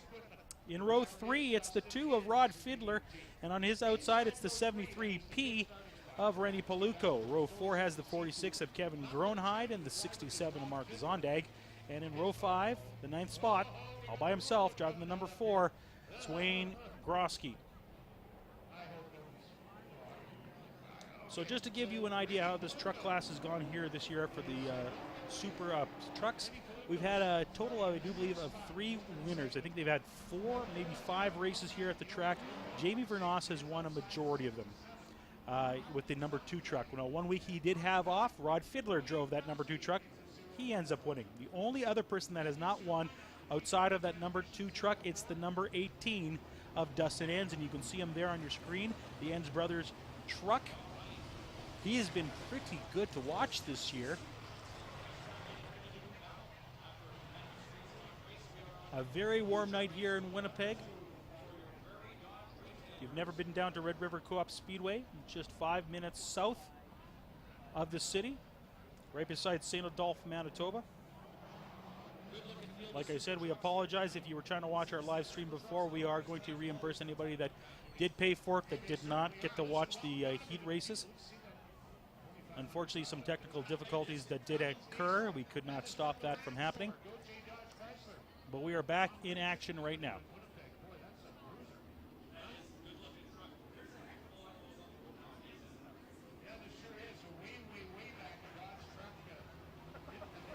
"24 degrees right now here in Winnipeg. It was a lot hotter today. It was around 29 degrees at one point. Of course, with the humidity and everything, it feels a little bit hotter than that. But it is quite warm here.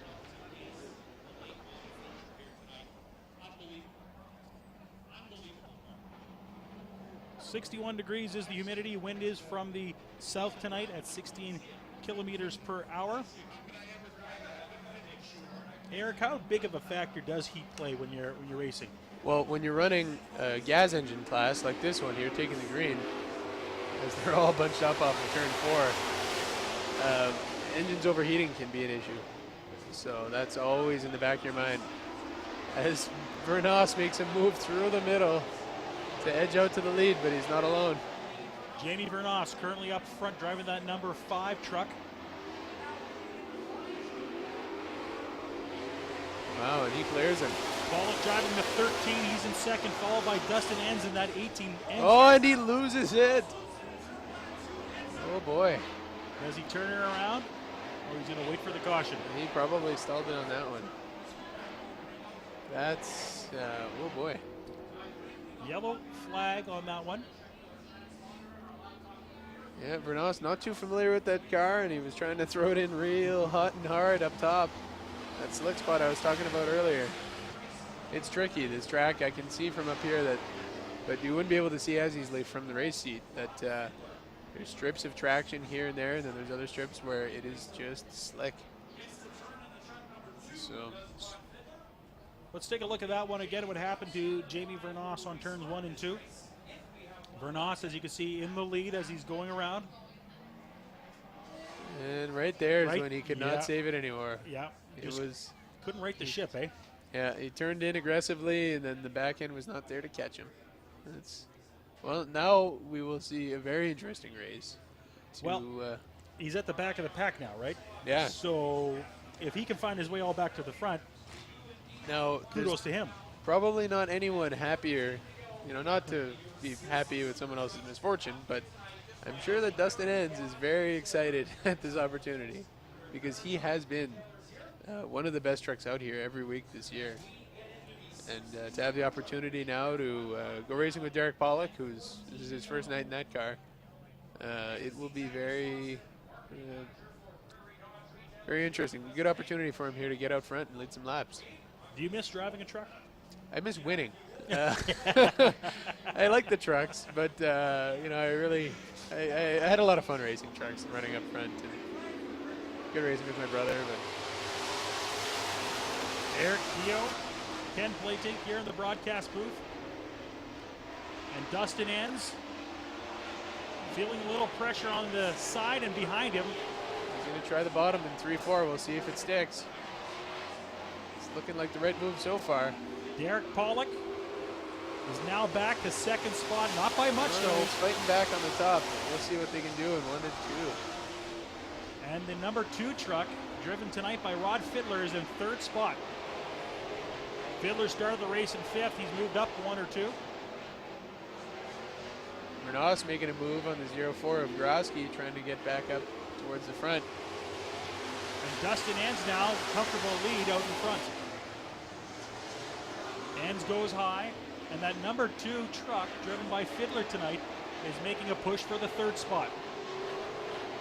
The 11 JR, interesting to note, he's been great to watch when he was in the street stock. Come from behind, win a race.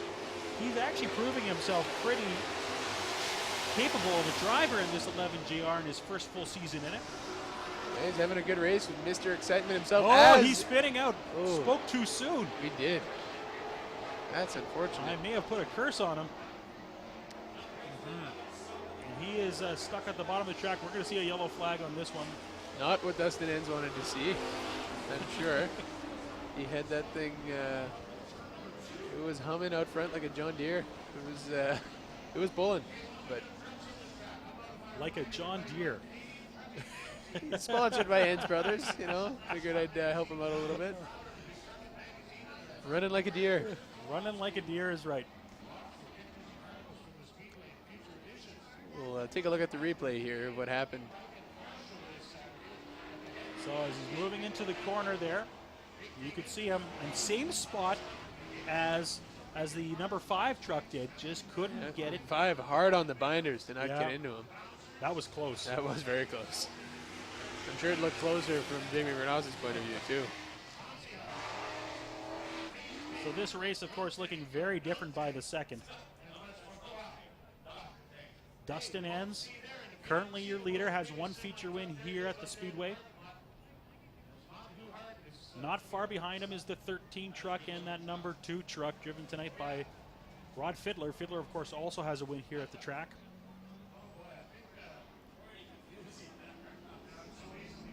But that 2 truck with plenty of wins under its belt this year and last year, looking for another one tonight.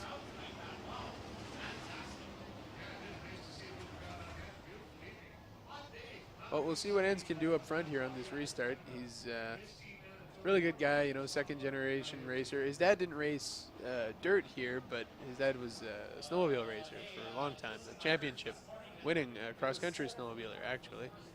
So it's in the blood. It's in the blood.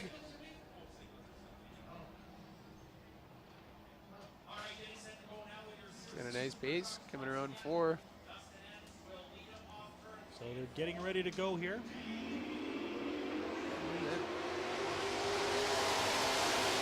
And there's some pressure early on by that 2 truck. Fiddler goes to the inside. Enns tries to hold him off. He does. And they file back into position. That 2 truck, look at the turn 3. What a great move. Ooh, but Enns staying up high looks like the right choice. So it looks like there's more traction up high on that track going into turns 3 and 4.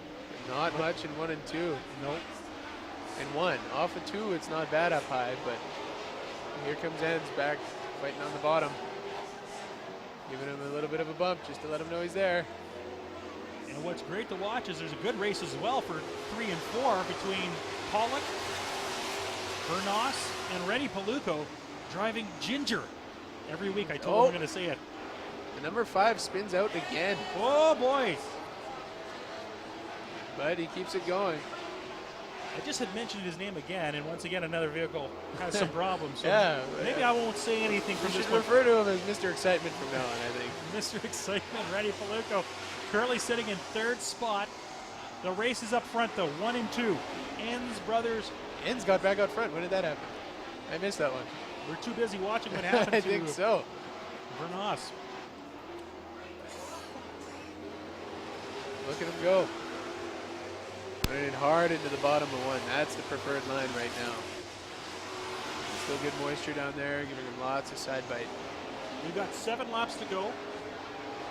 It runs down like this. It's Enns, followed by Fiddler, followed by Paluco, followed by Pollock. Broski's in 5th. Then it's the 11 GR of Holden. Zondags in 6th. And the 46 is in the back. That's Groenheim. And, oh, he just got lapped. Passed, I should say, by the number 5 of Jamie Vernos. Trucks now kind of spacing themselves out. The 18, still your leader. Looking for feature win number 2 of the season here at the Speedway.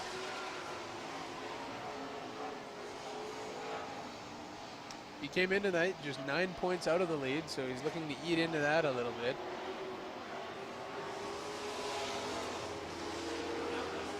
The The number 2 truck, hot on his heels. But that's spacing out quick.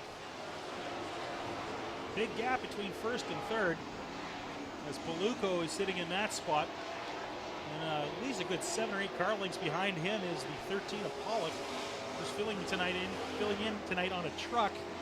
He normally drives a pure stock, and he's going to split the season with his daughter. Some action coming off of turn 4 here. It looks like the 04 took a piece off of Holden. Holden is not holding back his opinion of the 04. That's the 4 of Grosky, the 11 JR of Holden. Our leader has 2 laps to go in this race. Dustin Enns, you can see him there on your screen. Doing quite well. Pulled out a nice lead. Got 2 laps to go, or he's getting the white this time by. You can just stroke it home from there. Dustin Enns, your leader. As long as he doesn't have any problem from this point on, he should have a pretty comfortable sail into the victory circle. Oh, the 5 slows on the inside. Another problem with that 5 truck tonight. And your leader and your winner, Dustin Enns, with the victory. His second feature win, and it's a checkered yellow in this one as that 5 truck hits the front infield. He did a lot of things tonight, that 5 truck. Gave us a lot to talk about. Yeah, definitely.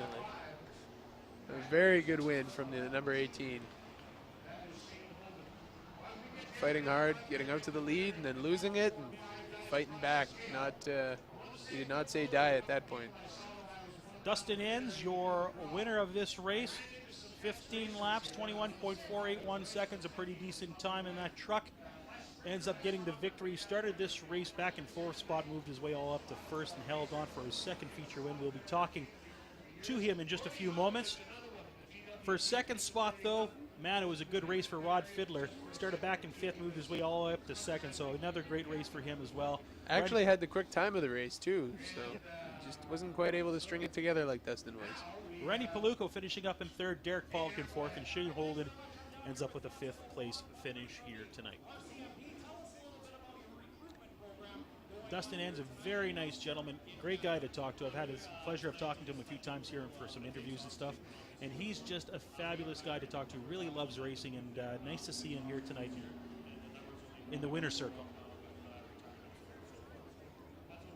He brings a bunch of sponsors out from the Oak Bluff area. He's got Magic Man, Paint and Repair, and Enns Brothers. He's glad to have those guys on board. So he's catching up a little bit in the point race here with that number 2 truck. Shoot into that point state a little bit tonight. If he does that a few more times, he'll be up on top of those standings before he knows it. Let's go to our winner. You held on, did a nice job. Thank you. Hey, thanks. Tell us a little bit about that race. That was fun. Thanks to my mechanic Jeff for making the right changes to the truck, but track was a lot different. It was a lot of fun though. All right, anybody you'd like to thank real quick? I'd like to thank Enns Brothers, Patura, Antu, Magic Man, GTS, GLP, Okanor, CRC, Triton, my dad Bob, just everybody who helps.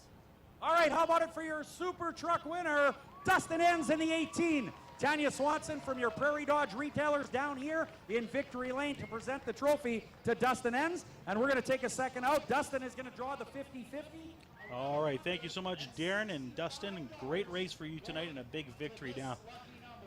Be prepared. We have 21 cars tonight here in the Midwest Modifieds. The last time we saw a car count like this in this class went back last year to the Delane Memorial, where we had around 25 cars in the Midwest Modified series for that night. They've been trying to boost this class now. A very popular class in Wissota at a lot of different tracks. Are you surprised to see tonight this many guys come up and race? Not too surprised, really. There's a lot of good racers from North Dakota and northern Minnesota that made the trip out, which I'm always happy to see. But a lot of really good runners here tonight. It should be a really good feature. We'll see what Calamity Corner there, turn 1, has for us. It'll be interesting to see. I bet more than one guy will have trouble with that slick spot. Calamity Corner, the man with the nicknames tonight. Well, let's roll through all these cars. Like I said, 21 to go through, so be prepared. It's going to be a fun race. Now, the last time these modifieds raced a couple of weeks ago, it wasn't pretty to watch. In fact, they had around 17 cars, and we saw about, I think, almost 10 yellows that night. So there was plenty of them. With a few more cars in the pack, it could be just as gruesome, or it could be some great racing, paint to paint, door to door. So we'll see what we have. Let's start off on the pole in this one. Driving the number 22 tonight, that's Rick Hamill. On his outside in row number 1, it's the 4H of Grant Hall. Row 2 has the 44 and the 24. That's Austin Hunter and James Wall. Row 3, the 88, Paul Veert, and the 55 of Murray Cozy. Row 4 has the number 3 of Jason Somack and the 71 of Dustin Strand. In row 5, it's the 10C of Cole Hogland and the 9921 of Rick Fair. In row 6, it's Ryan Cousins driving the 36 and the 20 car of Nick Audette. In row number 7, we've got the 32 of Eric Hogland and the 00D, that's David Delane. Row 8 has the 12 of Tony Cassie and the 18 of Gary Unruh.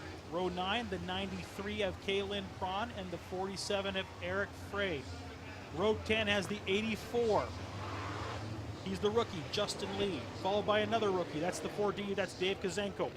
And the 11th row has the 4B of Brandon Rehill.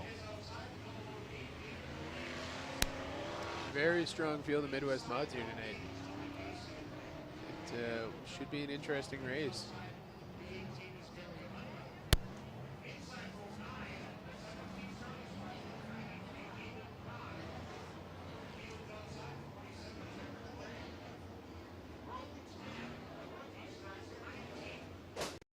A special thanks to some of our many sponsors, including Murray Cozy Trucking Limited, with 28 years of experience and Canadian owned and operated. Honesty, integrity, and loyalty are important. You can be confident when you cozy up with us. Check out our website at www.murraycozytrucking.ca. Thank you to our sponsor, Murray Cozy Trucking, for supporting our Midwest Modified video recordings here at the Manitoba Racing Network. You are watching us live on our stream tonight. It is now free for people to watch. This video production is sponsored by RD Sales. NLRA racing later tonight. And 21 cars in our Midwest Modifieds here this evening. Should be fun to watch. Feel the thunder of 21 cars at once. And boy, we got collisions in turn number 1 and 2.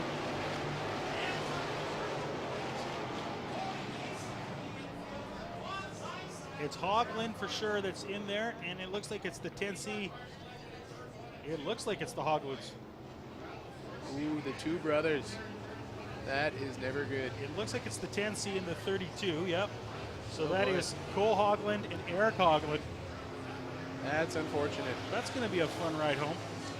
Racing with my brother, I can tell you that there were nights when I had to ride in the trailer. So I have been there. Oh boy. That's not good news. That really changes the complexity of the race, too.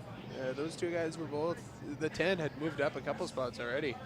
He got what I would call a borderline legal start.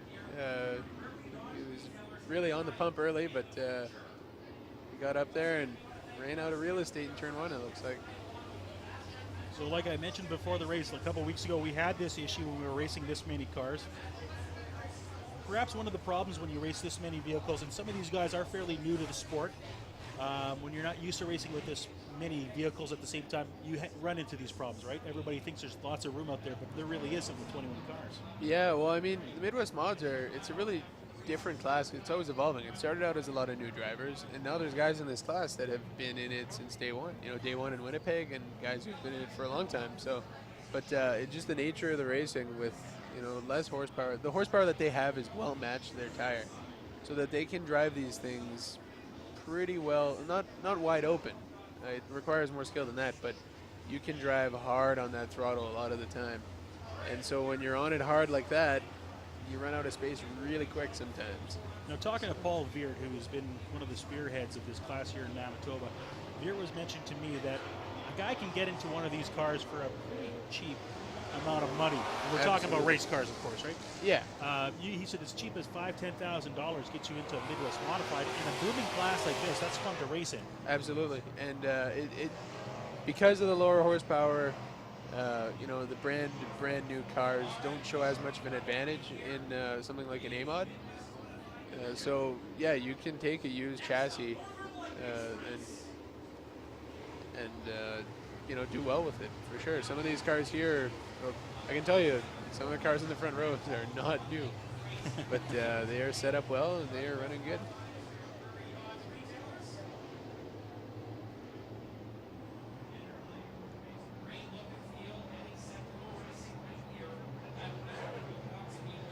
Still 21 cars in the mix. Nobody's off the track just yet. They're stacking up over in 3. They gotta fix themselves up if they want to go green here. They're gonna go anyway. They are. We've got Green Flag Racing, and we're back in action here for the feature of the Midwest Modifieds. That is a lot of cars. That is a lot of cars. And another spinner on turn 1. Got a car that spun around. Can he get it righted? He does.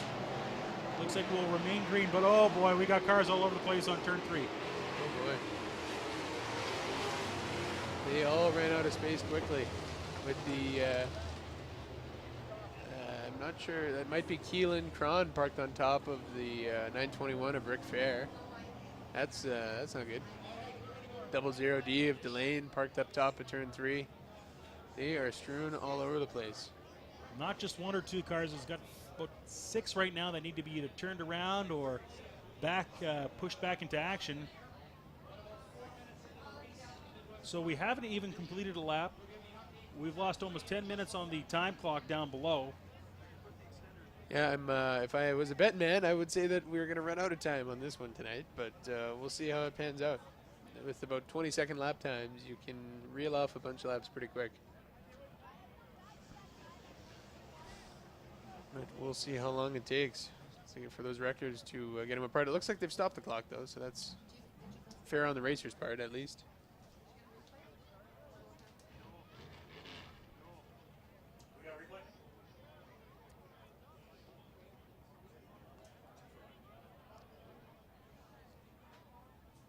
I saw where that one started with. It started with the 20 car getting together with someone. I'm not sure who. Really not sure who was at fault either, but it all went bad from there. So it's unfortunate for those guys. It's a lot of work to get out here and to get wrecked on a lap 1 deal. That stinks. Rick Fair driving the 921 underneath that car, which is the 93. That's Kaylin Cron. She's the first woman to win a Midwest Modified feature here, actually. One in her rookie year. And has been running a limited schedule since then. Quite the accomplishment. Absolutely. I've raced with my share of female racers, and it's great to see for the sport. I mean, there's so many fans who just absolutely love it. And when you're racing with girls like Tavia Dorge or Amber Balkan, they're competitors just like anyone else out there. They don't look like a girl on the track, like someone might say. I absolutely I respect them like crazy. They're very good competitors.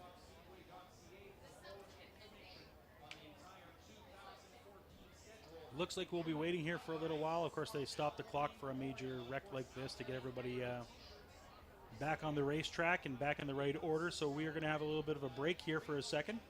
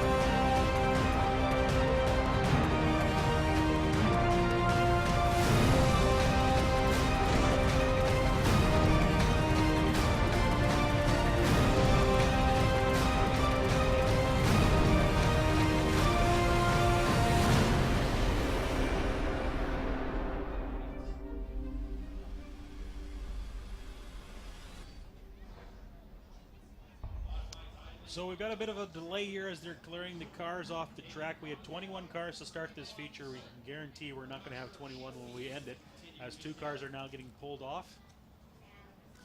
The 921 of Rick Fair. Looks like he's going to be going home a little earlier tonight. A bad wreck with Kalen Cron on turn number 3 causes him now to go to the pit area and get some repairs. I doubt he'll be back on the track tonight.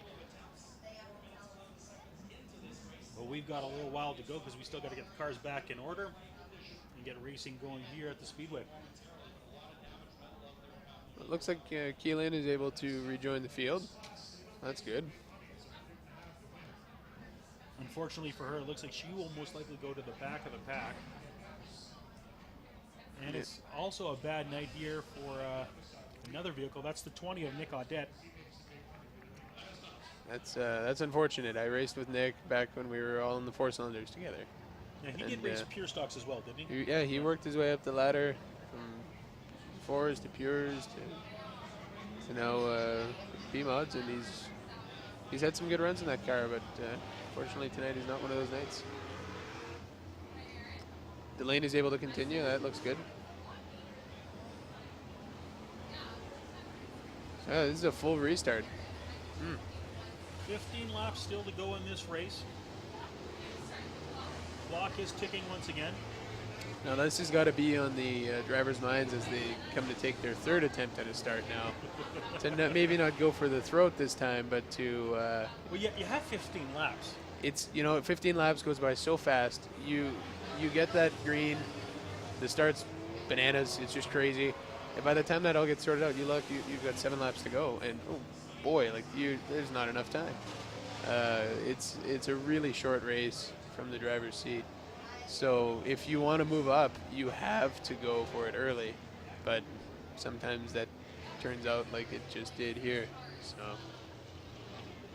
we'll have a lap or 2 here as they get ready to go around the dirt oval for 15 laps.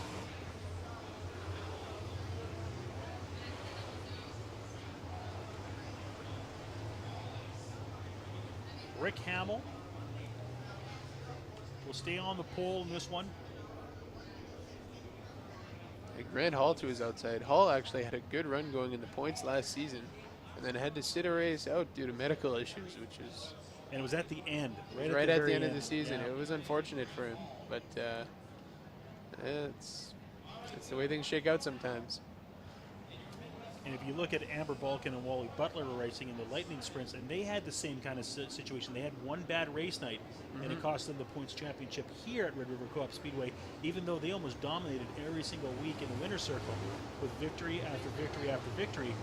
It just, one race can really do a lot of damage to your point score. Yeah, our current point system, it definitely puts a lot of emphasis on consistency, which I would like to see maybe change a little bit, put a little bit more focus on race wins, because that's what it's supposed to be all about. But points are the same for everyone, so. Well, it looks like we lost 2 cars in that, the 921 and the 20. We're down to 19. We've got green flag racing. And here we go. 15 laps on the board. Can they get through turns 1 and 2 clean? There's some paint rubbing for the 3rd spot. Wall takes it. Half a lap down. Here's Murray Cozy, high, wide, and Hanson coming around 4. Trying to make it stick. Oh, and he gets together. Oh, gets together with the 88 and Paul Veer. And he's having problems. He is. He's loose. He's bad loose, and he's going backwards in a hurry now. That's Murray Cozy driving the 55. Dustin Strand now is launched ahead of him. Well, Austin Hunter is keeping Ricky Hamill in his sights. The race for 3rd, though, looks pretty nifty. It's the 24, the 4. Oh, Paul Veert having nope. Puff of smoke off of 2 and then nothing. Not sure what's going on there. He's driving the 88. He's in 5th spot right now. He's got a lot of bent up sheet metal. Oh, and Somac spins off of turn 4 right in front of Cousins. It doesn't collect him too badly. Cousins able to stay on it. We've got a yellow flag again, ladies and gentlemen. Well, we've got 2 laps into this race.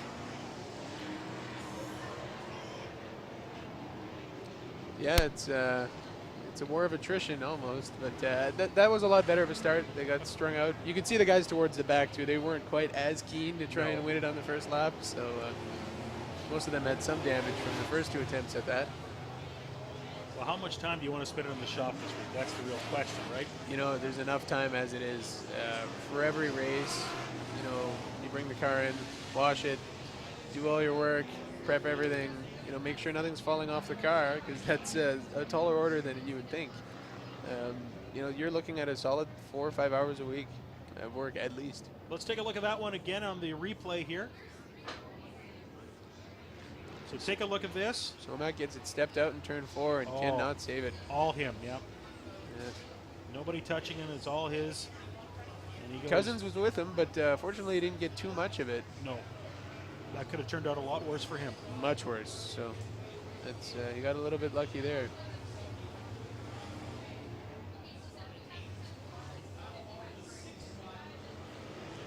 Jason Somak still on the track right now, near the back.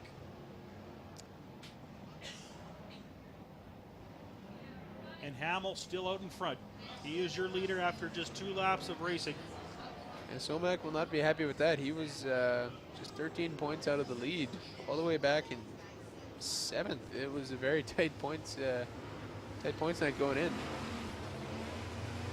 Paul Veert in 2nd spot in the point standings here at the Speedway. Austin Hunter in 3rd. James Wall 4th.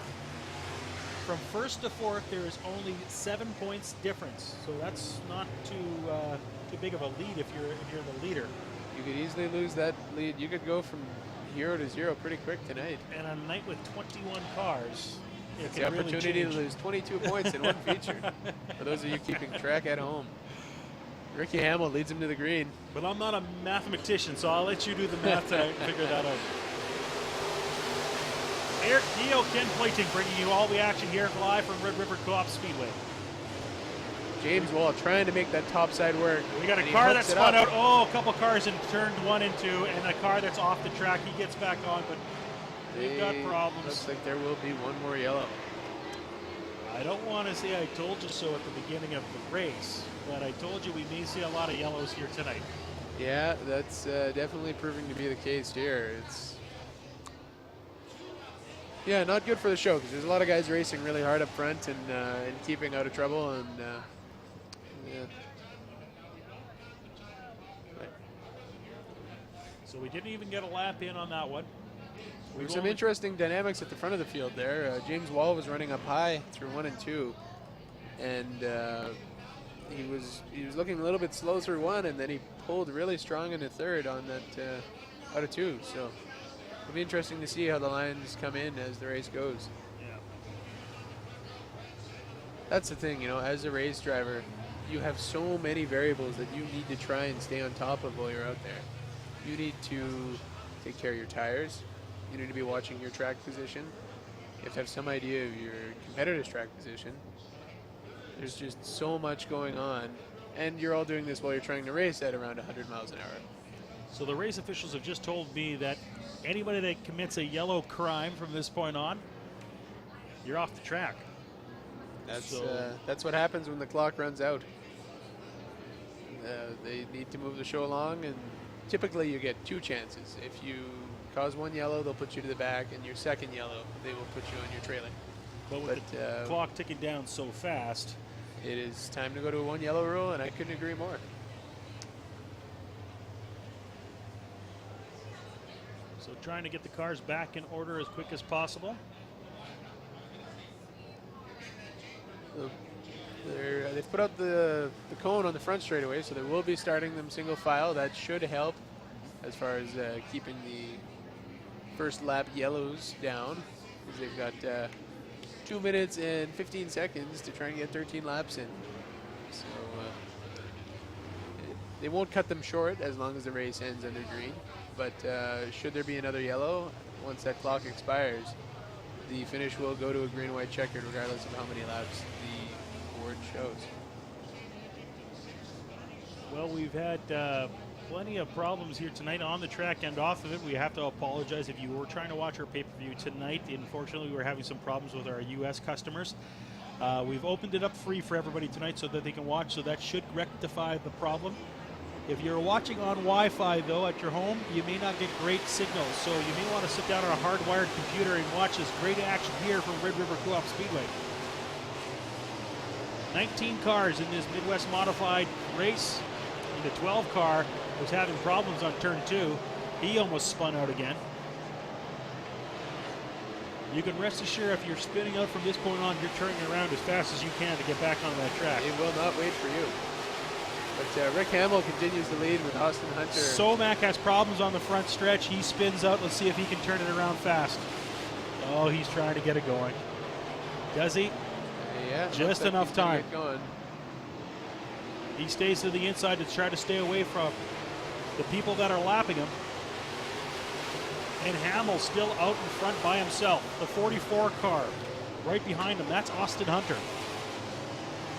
And now everybody's going around lap traffic. The 3 car. I think it's time to show the 3 car the blue and yellow flag, because he's trying to race like he's in that one, and he's not.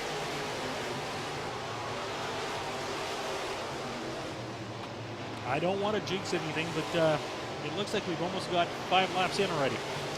Yeah, that's a good run. Nice long green flag run here. Hamill's pulling out his lead pretty good. You can see Austin Hunter moving around the track trying to find something to reel him in, but doesn't quite look like he has the car to do it tonight. Grant Hall in 3rd spot. Dustin Strand actually starting to make that top work a little bit, reeling in James Wall, who's sitting in 4th. And Strand, oh, he's going high. Coming high, then he diamonds it off low to get beside him out of turn 4, and just he completes the pass. What a great move by Dustin Strand. That was very nice. Strand moving forward. Now sight set on 3rd place. Our leader is the 22 car. He is currently in 1st spot. And that is Rick Hamill. He's got 7 laps to go.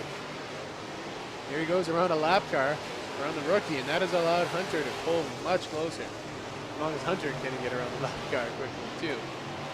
It's always a catch. Lap traffic can be your best friend or your worst enemy, depending where you are on the track and how they are racing beside you or in front of you. And Absolutely. Hunter could have used their help on that one, but it didn't work out for him. But here comes Strand, racing hard underneath the lap car. Oh, he hits the lap car. And he spins him out. And this could be ugly. No, it looks like everyone else is going to stay clear of it. It's going to be interesting to see what they call it, though. Because the lap car was certainly racing against cars that, that car should have been shown the blue and yellow. Which, as Dale McEwen told me one time, that means that there's a race going on and you're not in it. Dale McEwen is our track official here at Red River Coop Speedway. Yeah, no, it's that's one of the mistakes you cannot make as a lap car, is to try and race with the leaders. So we'll see what they do here, because if they were racing for position, that one's 100% on 71. However, with that lap car racing him when he shouldn't have been, that's a tough one. We'll see how this one shakes out as they're deciding the lineup right now. And Strand in the 71, he's just here for gas money.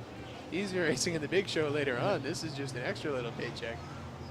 And the interesting thing here is Strand now gets an opportunity. He's been racing well in this race. Now he gets to catch up on Hamill with the restart. Let's see what he can do, provided that they let him keep his spot, which it sort of looks like they're going to. So I'd say that's a fair enough call.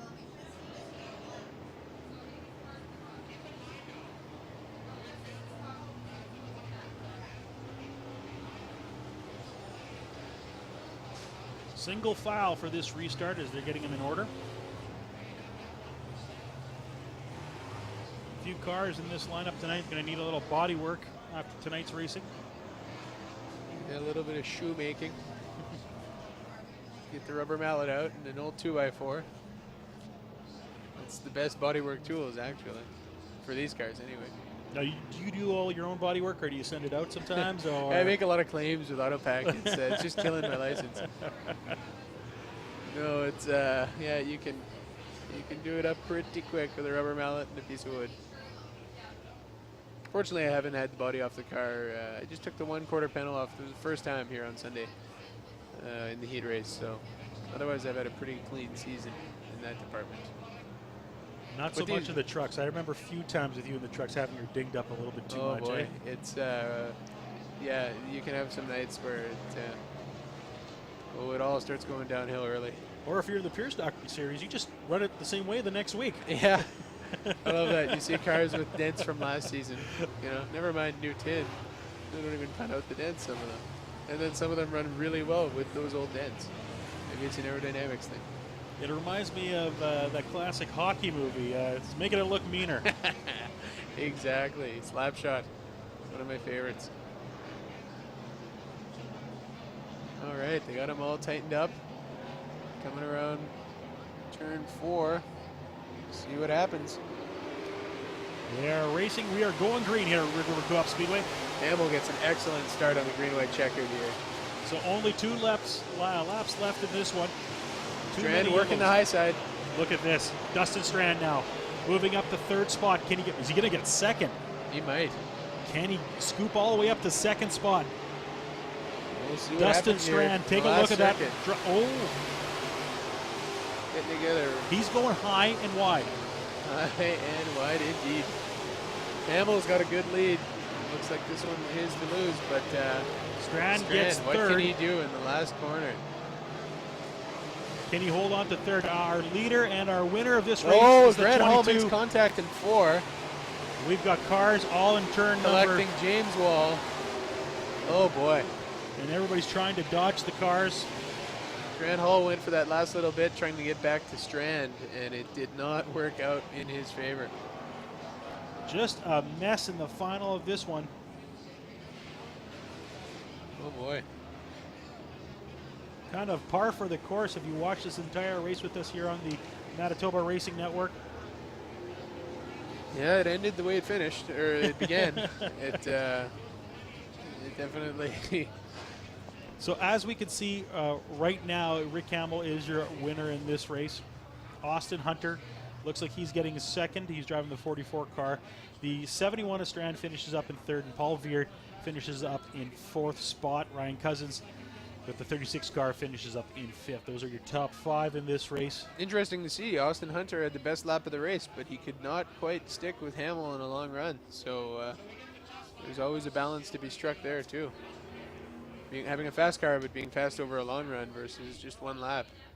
That's a different story. Not very fast times on that race when you compare it to some of the other classes we see. No, not at all. You can definitely, just looking at the lap times will tell you how much the track is drying out. And it is certainly drying out now. Now we have a look at that replay of the last turn, what happened there. And as you can see, it's the 71. Strand just looking strong up high. Now as we go wide into this corner, we're probably going to see how this kind of all played out. Hall was just going for everything there in the last turn, trying to get that spot back, and unfortunately ended up turning around right in front of James Wall. And that's bad news for James Wall because he was having a good race. He was, and he's got to get a new passenger door now. But that, as they say, is racing. Well, your winner tonight, driving the number 22 Midwest Modified, or they call them some other places the B Mods, Rick Hamill. We're going to throw it down to Darren Palin in just a few seconds, who's going to do a little interview with our champion for tonight. Canadian Trucking Magazine. Do check out the world's longest semi out there and check it out on Saturday in Headingley. Thanks very much. Your winner in the feature here tonight is Rick Hamill, the 22 car out of Lakota, North Dakota. You got to make sure that thing's in gear there, pal. There you go. That is a Millennium chassis sponsored by Walhalla Building Center. And there he is, Rick Hamill, ladies and gentlemen, feature winner here tonight for Prairie Dodge Retailers.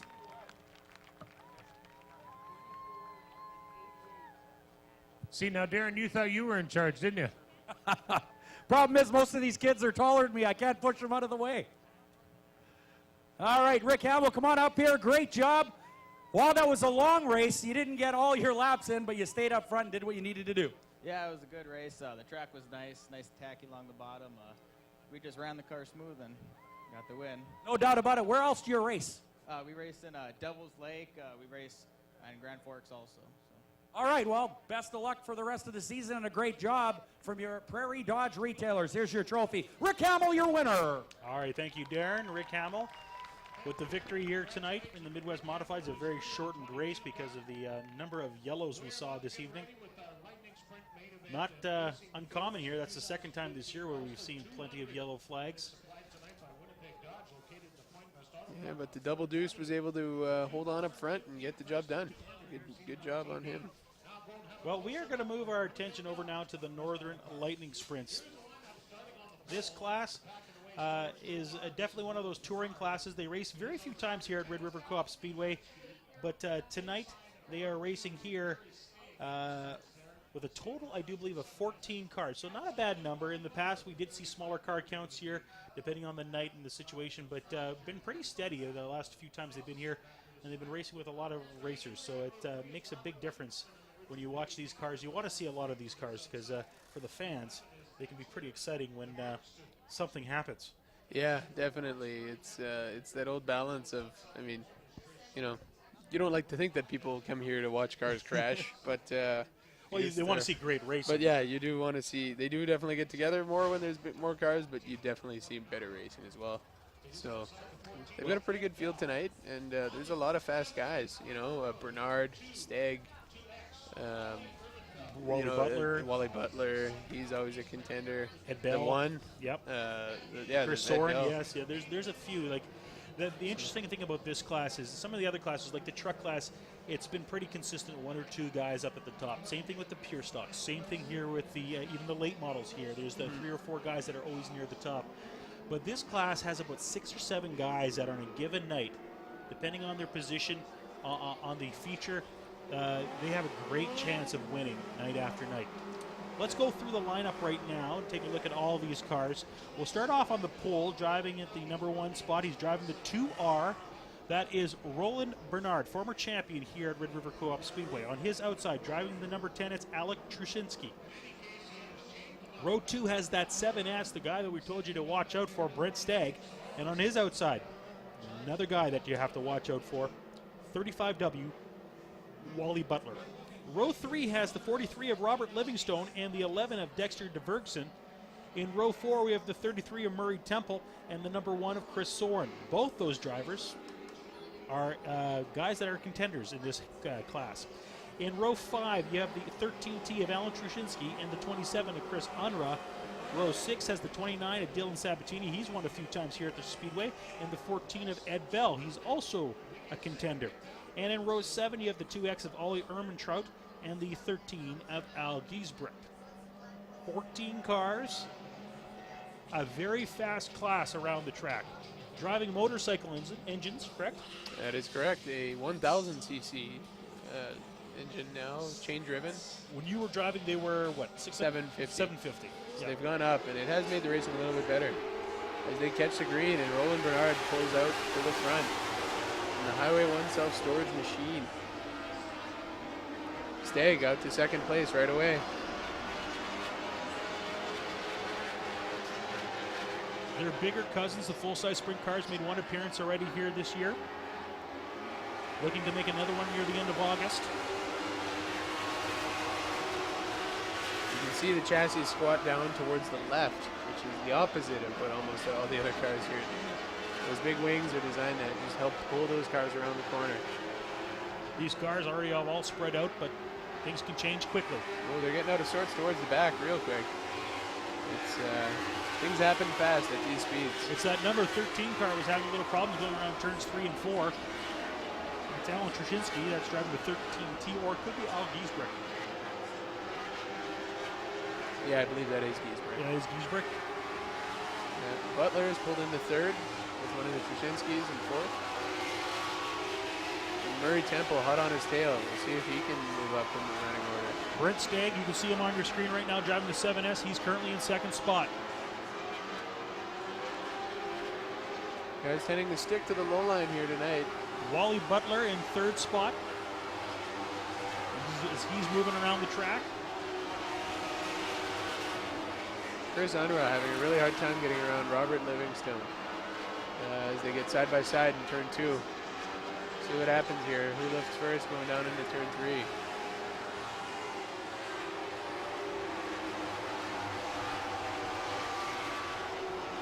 Your leader after 5 laps, it's the 2R of Roland Bernard, former track champion here at Red River Coop Speedway.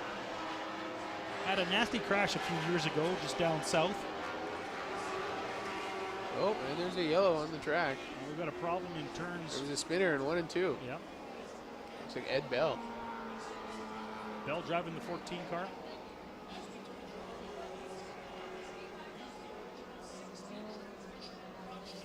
Unfortunately, we didn't see what happened there, and our replay doesn't have it either, so we'll have to just wonder what happened in turns 1 and 2. Imagine.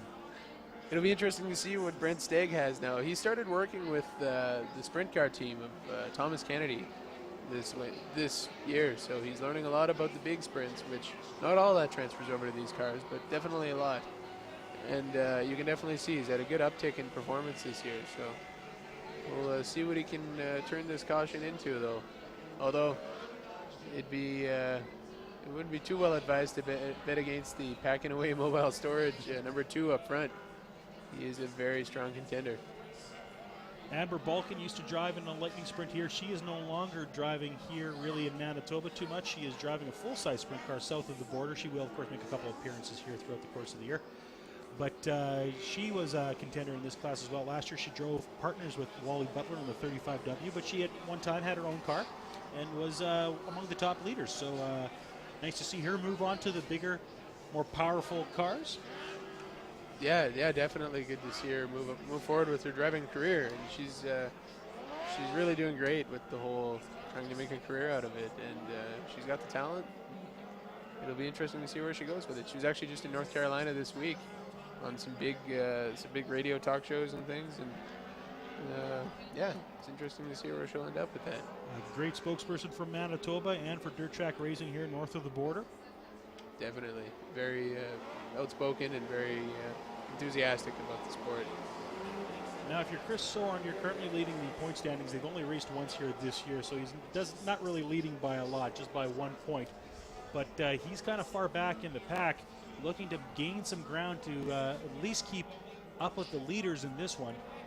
You've got Robert Livingstone and Dexter DeVergson in second and third spot, with Chris Soren right now currently on top, but he's sitting all the way back in this one in 8th spot, so he's got some ground to make up.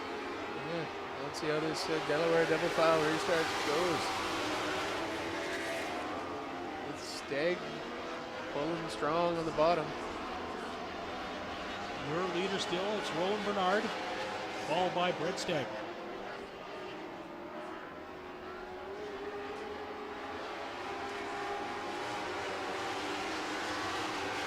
Murray Temple's been able to pull his way into 4th place. He's running a good race. So far, getting a little bit strung out in the front, but a lot of racing to be had in the back. No doubt. It's looking like the 33 would like to make a bid to get the spot that 35W currently has. That's Murray Temple driving the 33. Wally Butler in the 35W. He's currently holding on to 4th spot. It's heating up, though, for 6th, as we've got 2 cars that were getting pretty close on the backstretch. Now they're spacing out a little bit more. The 10, the 11, and the 1. Soren trying to make his way up the pack. Temple making a move to the outside as Temple and Butler go side by side, and Butler takes the spot back. Good racing here inside the top 5. And Stagg looks to have reeled in Roland Bernard a little bit. In 5th spot, Alan Trushinsky driving the 13T. A couple of Trushinskys in this one. Alex driving the 10 car. He's not far behind his relative.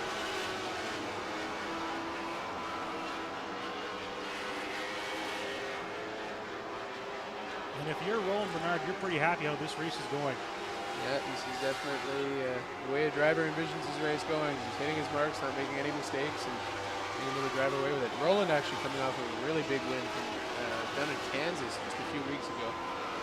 Ran a very strong race down there against some of the best in America, and was able to come out with the win. Not as popular of a class here in northwestern Canada, United States, but very popular here in the Manitoba area, but not at every single track, is it?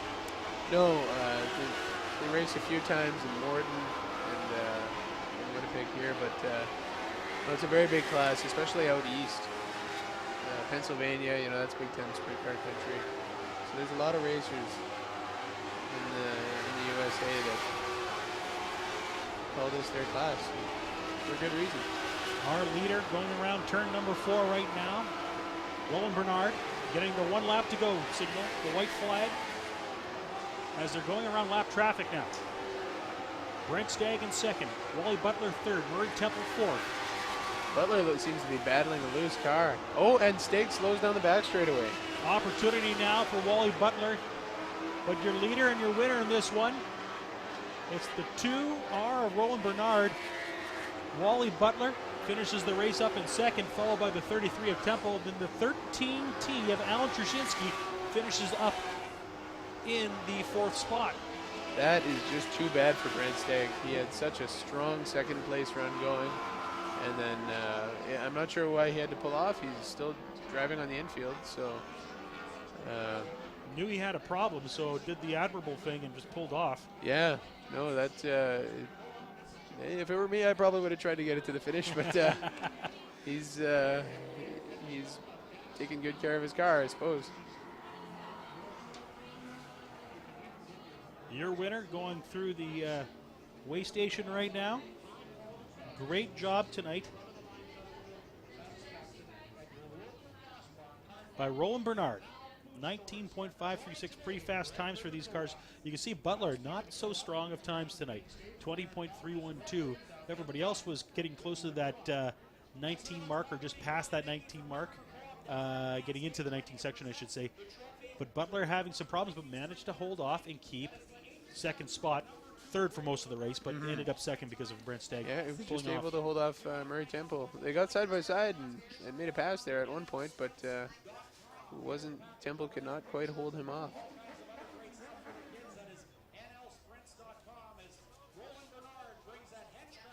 Roland Bernard now coming up front to do a quick interview with Darren Palin. We're going to throw it down to Darren Palin right now, who's getting ready to interview our winner for tonight in the Lightning Sprint division. Lightning Sprint division here tonight at Red River Co-op Speedway. We want to thank the Prairie Dodge retailers for all their great help here, and want to welcome all our Prairie Dodge retailers to the facility. Don't forget, coming up next, we have the Northern Late Model Racing Association. The highlight of the night set to come your way momentarily. And as he gets out of that car, how about it for him? He is out of Winnipeg, Manitoba. Your winner tonight, Roland Bernard. Well, Roland started on the pole, but did a good job. A good start in those cars is very important. We talked about the second to third shift coming down the front straightaway. Roland got that shift done very, very well. Come on up here, Roland Bernard. Congratulations on a great run here tonight. You started on the pole, but you had to keep it there, and that HVAC Henchcraft, fantastic. Oh, yeah, it felt great out there. We had some problems in the heat. We went back. We did made a few changes, and the car was great for the feature. How was the racetrack? It looked fast. It felt really good. Yeah, it was very smooth. Really good track. Thank you so much, everybody, for coming out. I'd like to thank my sponsors, the HVAC Group, Ward Trucking, and Rental Experts, and Highway 1 Self-Storage. They've been great for me. How about it, Roland Bernard, your winner tonight in the Northern Lightning Sprint Association. All right, thank you so much, Darren. We are back in action here at Red River Co-op Speedway as we're getting ready for the big finale of this race. We are talking about the NLRA late models here in Manitoba for this prestigious race. We have a total tonight of 17 cars getting ready to race around the dirt oval for a total of 25 laps. So this is going to be a fun one to watch, and there are some very talented drivers that have made their way up here to Manitoba tonight. So we should be seeing a premier race here at River Co-op Speedway. Absolutely. There's a lot of talent in this field. It'll be very interesting to watch. Well, the car's now coming to the back straightaway and getting onto the track. They started 105,000. Oh yeah, as low as 105,000. Now So let's go to the parade of cars. As you can see, Dodge is one of the sponsors here for tonight. That's Winnipeg Chrysler Dodge, driving a Viper in the backstretch. But let's take a look at the cars that'll be racing.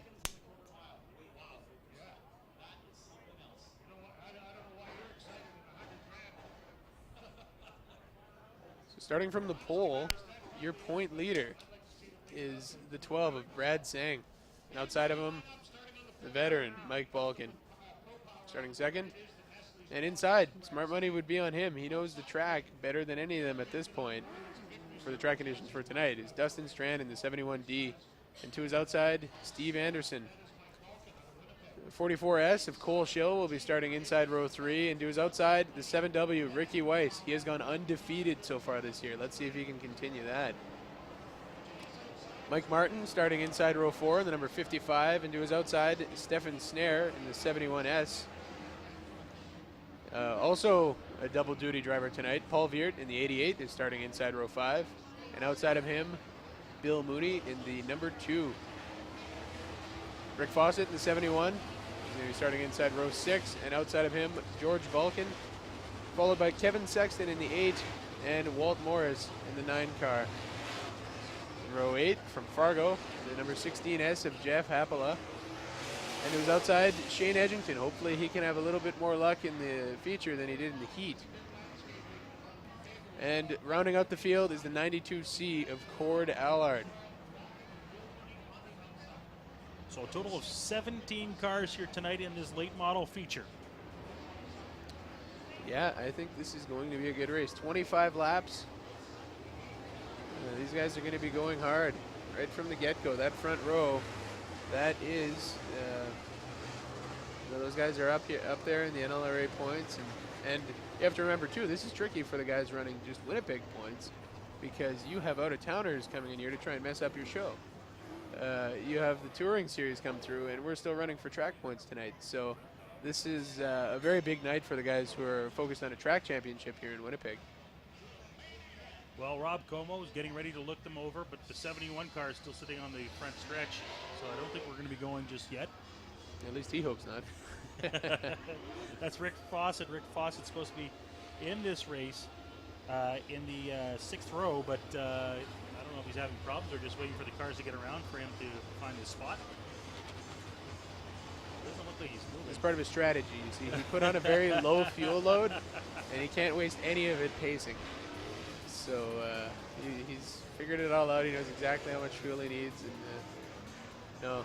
Looks like he needs a little help. There's one of the trucks going out, and of course the tow truck. So I don't know if there's a problem or. Yeah, that's unfortunate for him. To have your race over before it even starts always stinks. But so they're going to push him off. Expect times around the 19 range, maybe 20 range for most of these cars. Yeah, the track has slowed down considerably from the heat races, but these guys, I'm sure, will handle it just fine. They've been given a very nice racing surface for tonight. It has really come in. Nice, wide, multi-groove. They can go where they want. There's no bumps or anything impeding. Here they come to get the green. Rob Como sends them off of turn 4. We've got the 12 and the 10 side by side going into turn 1. That's Mike Vulcan, and he jumps out to an early lead. And Bill Mooney has problems on the front stretch. Oh boy. It appears he got mixed up on that start. That's too bad.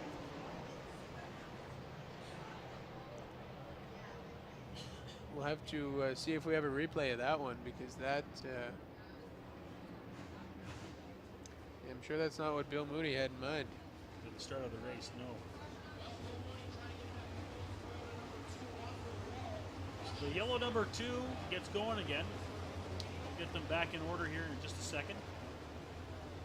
that's especially bad for him because his last trip out here, he had an extremely hard crash in turn 3. Tangled up with another driver and ended up hitting the tire right at the bottom of turn 3 at full speed. And that was a nasty one. So that's not good to see, but you know, when it's car versus concrete, concrete wins every time, unfortunately.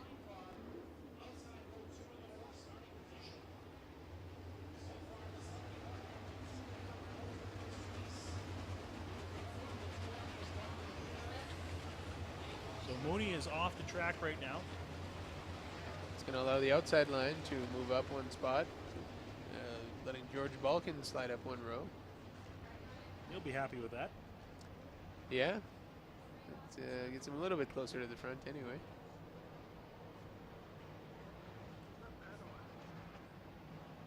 It's a warm one here in Winnipeg.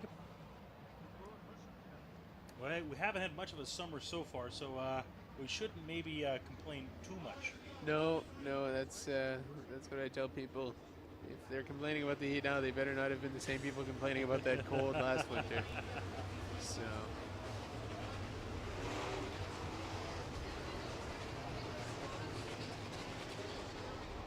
It is a hot one here tonight. Edgington just at the back of the pack. I don't know if he's having problems tonight, just wanting to finish the feature off, or is this a strategy? Yeah, I think he's probably just trying to start and see if something's going to work. Maybe, you know, if they try to change whatever was broken. But here they come, hitting the green out of 4. That's Brad Sang, your early leader in this one. Going around turn 1. Mike Balkin goes wide. He's holding even, actually pulling on him a little bit out of 2, but he has to snub the brakes. They are close going into turn 3 now. Mike Balkin goes to the inside, Sang to the outside. The 71, that's Dustin Strand. He's a little further behind. Ricky Weiss snatches 4th spot up from Steve Anderson. See if he can keep moving forward from there. Ricky Weiss has been known to creep up and claim first spot all the way from near the back of the pack, so could he do it here again in his home track? Brad Sang now, clearly your leader. The 10 car, Mike Balkin in second. The 71 and now the 7W getting closer to Dustin Strand. Stefan Sneer, he's now in 5th spot. Anderson dropping back a little further. The 44 car, that's Cole Schill. He's driving in around the 6th spot right now. And behind him it's Mike Martin, Paul Veert, and then George Balkin. Strand makes a move to the inside of Balkin, but Balkin holds him off. Dustin Strand, of course, getting a little bit of an advantage. He already drove a feature here tonight in the Midwest Modifieds, knowing the track's handling. He was going high and wide. Right now, he's staying pretty low, going on turn 1 and 2. We'll see that this is actually a race that's long enough that it makes sense to save your tires a little bit at the beginning. You can see drivers like Weiss who have a lot of experience with longer races. That looks like Shane Edgington just maybe moved off. He's no longer on the racetrack.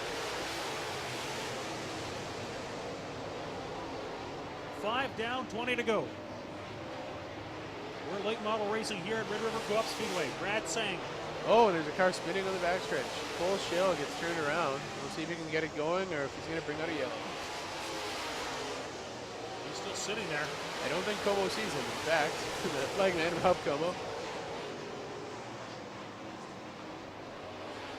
We're still racing. We are. I'm sure he's wondering where his yellow flag is, but Sang, Balkin, followed by Strand and Ricky Weiss. Stefan Sneer is getting closer, and now we finally have a yellow flag.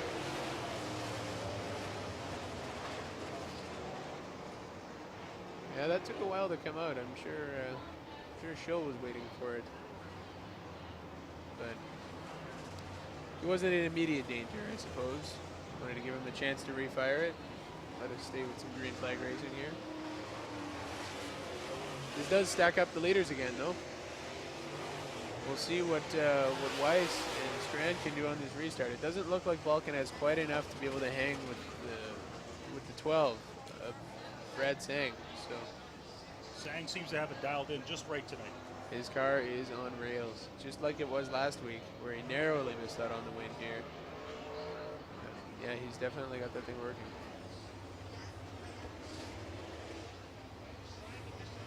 So great opportunity for the second, third, fourth spot to catch up on the leader.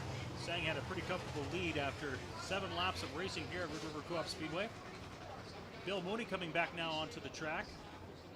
That's good to see that he didn't have too much damage. Unfortunately, several laps down, so he won't be able to do too much in the running order, but good that he got back out nonetheless.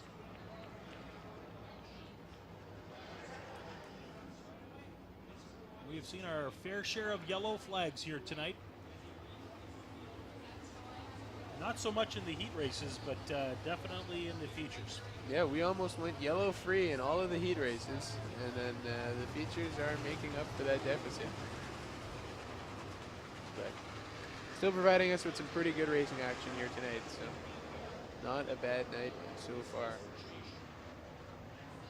Cars getting back in order now. They'll have another lap probably going around the track, maybe even 2. Well, WISSOTA does have a policy, or a sanctioning body, that if you have a flat in a feature race, you are given 3 laps from the time that the lineup is set. So whether it takes them 1 or 4 laps to get the lineup set, you could have a different amount of time to fix some damage that you incurred in a crash. So it's a courtesy to the driver who drove and from far away and no doubt worked hard on his car to get here to, you know, if they throw a quick yellow and they're racing again without you, that's always a bad feeling. So we gained a lap here. We're down to 19 left here at the track, and they're going to get a green flag as we go around turn 4 right now. Como's looking them over. We're green. And Sang still your leader. Strand gets a great start and pulls into second place. And Ricky Weiss makes a move on Mike Balkin now. Ricky Weiss has got third. Ricky Weiss going to the inside. Mike Balkin just gave up 2 spots because of the restart. Yeah, I'm sure he's not liking that one too much. Trying to reel him back in and get those spots back. But Weiss up to second, flexing some muscle here. He's going to try and reel in that leader. He's got a way to go if he's going to catch up to the 12S of Brad Sang.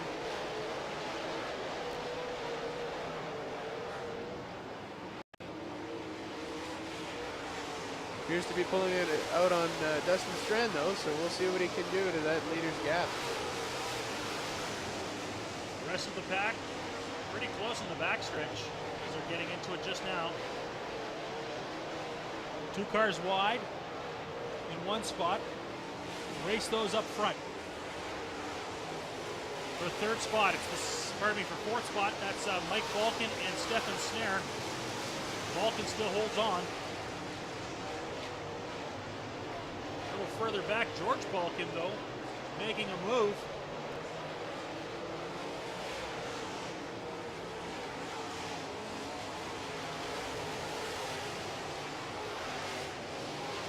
Kevin Saxton and George Balkin side by side, deep in the field. Racing hard for 9th place, 7th place right now. 2 Red River Coop Speedway racing veterans side by side. Walt Morris makes it 3 wide coming around turn 4. Great racing there. The race up front, though, is pretty much all Brad Sang. That gap that he has created is getting bigger and bigger by the quarter lap. Yeah, he is making that thing work. And Ricky Weiss's lead on the 71 car of Dustin Strand is pretty big as well. So really no race for 1st and 2nd spot. Mike Balkin is definitely keeping that 71 in his sights, so we'll see if he can make anything happen there. The race for 3rd is where it's heating up. Mike Balkin, Dustin Strand. Going around turn 4, heading into turn 1 now.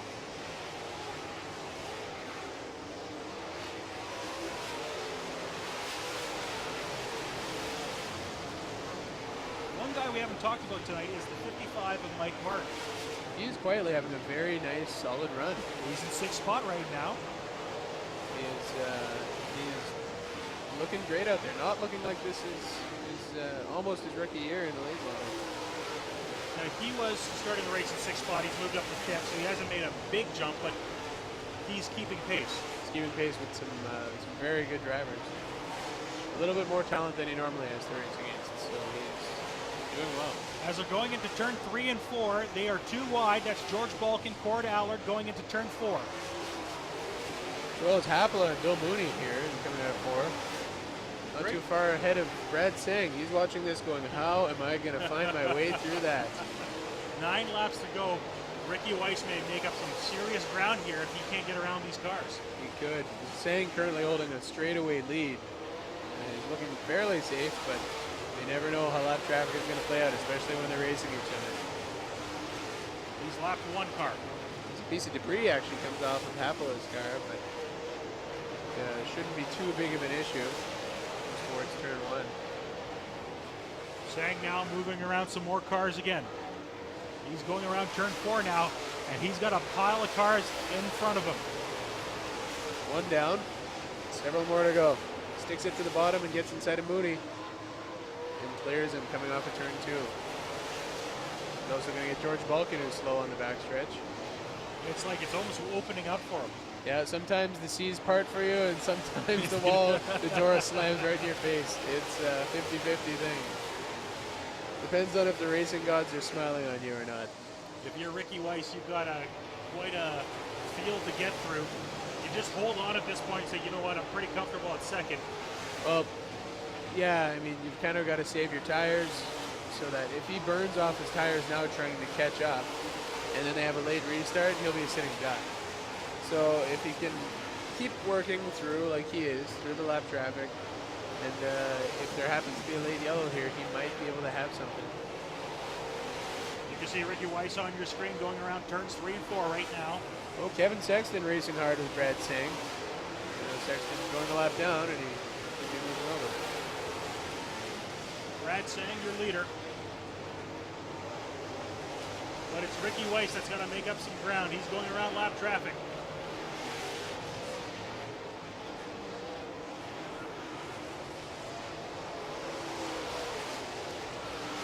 Our leader has 3 laps to go. He's looking pretty comfortable with where he's at now. About a quarter of a lap ahead of the next guy, that's Ricky Weiss. And then it's the 71 of Dustin Strand and the 10 of Mike Balkin. Stefan Snare, though, still on his heels. Yeah, he's right there, just waiting for his opportunity to make a move. 2 laps to go.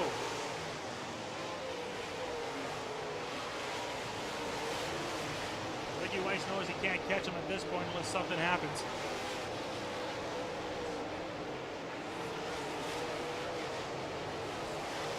Brad Singh gets the white flag. He's got 1 lap to go. Your leader. 24 laps. He's still holding on. Ricky Weiss now can see him in his sights. But it is too little too late unless something happens on the last turn. Never know. Well, it looks like he's going to get it. He races clean. Brad Sang's your winner here for the NLRA Late Model Show at Red River Coop Speedway. Putting an end to Ricky Weiss's winning streak, unfortunately for him, but a very good showing from Brad Sang. Ricky Weiss finishing up in 2nd spot. The 71 of Dustin Strand in 3rd. Mike Balkin 4th. Stefan Snare 5th. Mike Martin, look at that. 6th spot. Walt Morris finishing up in 7th. Paul Veert in 8th. Not a bad showing for a lot of those guys. No, Walt Morris, of course, started this race back in 14th, so nice little move up for him tonight. Yeah, that's probably the Hard Charger Award, actually. Of course, some other guys did fairly well tonight. Stefan Snare started the race tonight in 8th. He moved up a few spots. So, but it's pretty much the same guys up at the front that stayed up at the front for this entire race, and that's the thing. If you got a good track and you got a good tuned-in car, you can really make some time and keep out in the front. Yeah, that is why they invert the field in these races, is because otherwise they would end up getting pretty strung out. But still some very good racing nonetheless here at Red River Co-op Speedway. Well, we're going to wait for our winner to head to the front of the Speedway's front of the track here to do a little post-race interview with Darren Palin. We thank you for joining us tonight on the Manitoba Racing Network.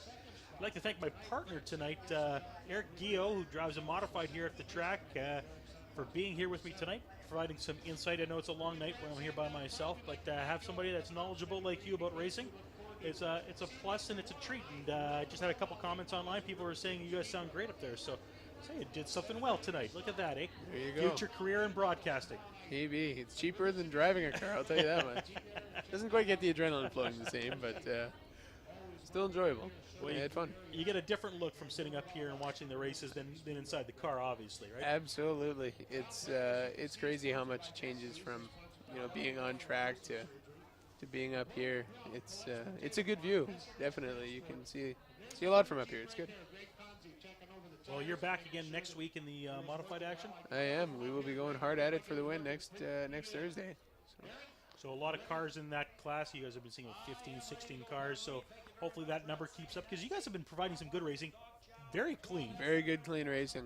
So and people are seeing the leaders are jockeying back and forth.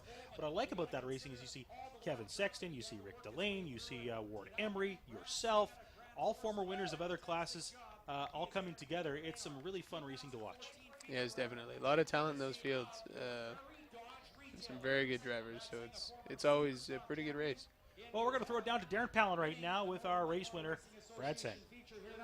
Congratulations, Brad Sang. Super drive, man. Lots of lap traffic, but you were silky smooth, and that got the job done. You know what? When your car's good, you can maneuver around like that. And Greg and I put our heads together after a heat race, and we made a couple adjustments. And when you start in the front row like that, you got the likes of Ricky Weiss and Mike Balkin, Dustin Strand, Stefan Snare, Steve Anderson on through.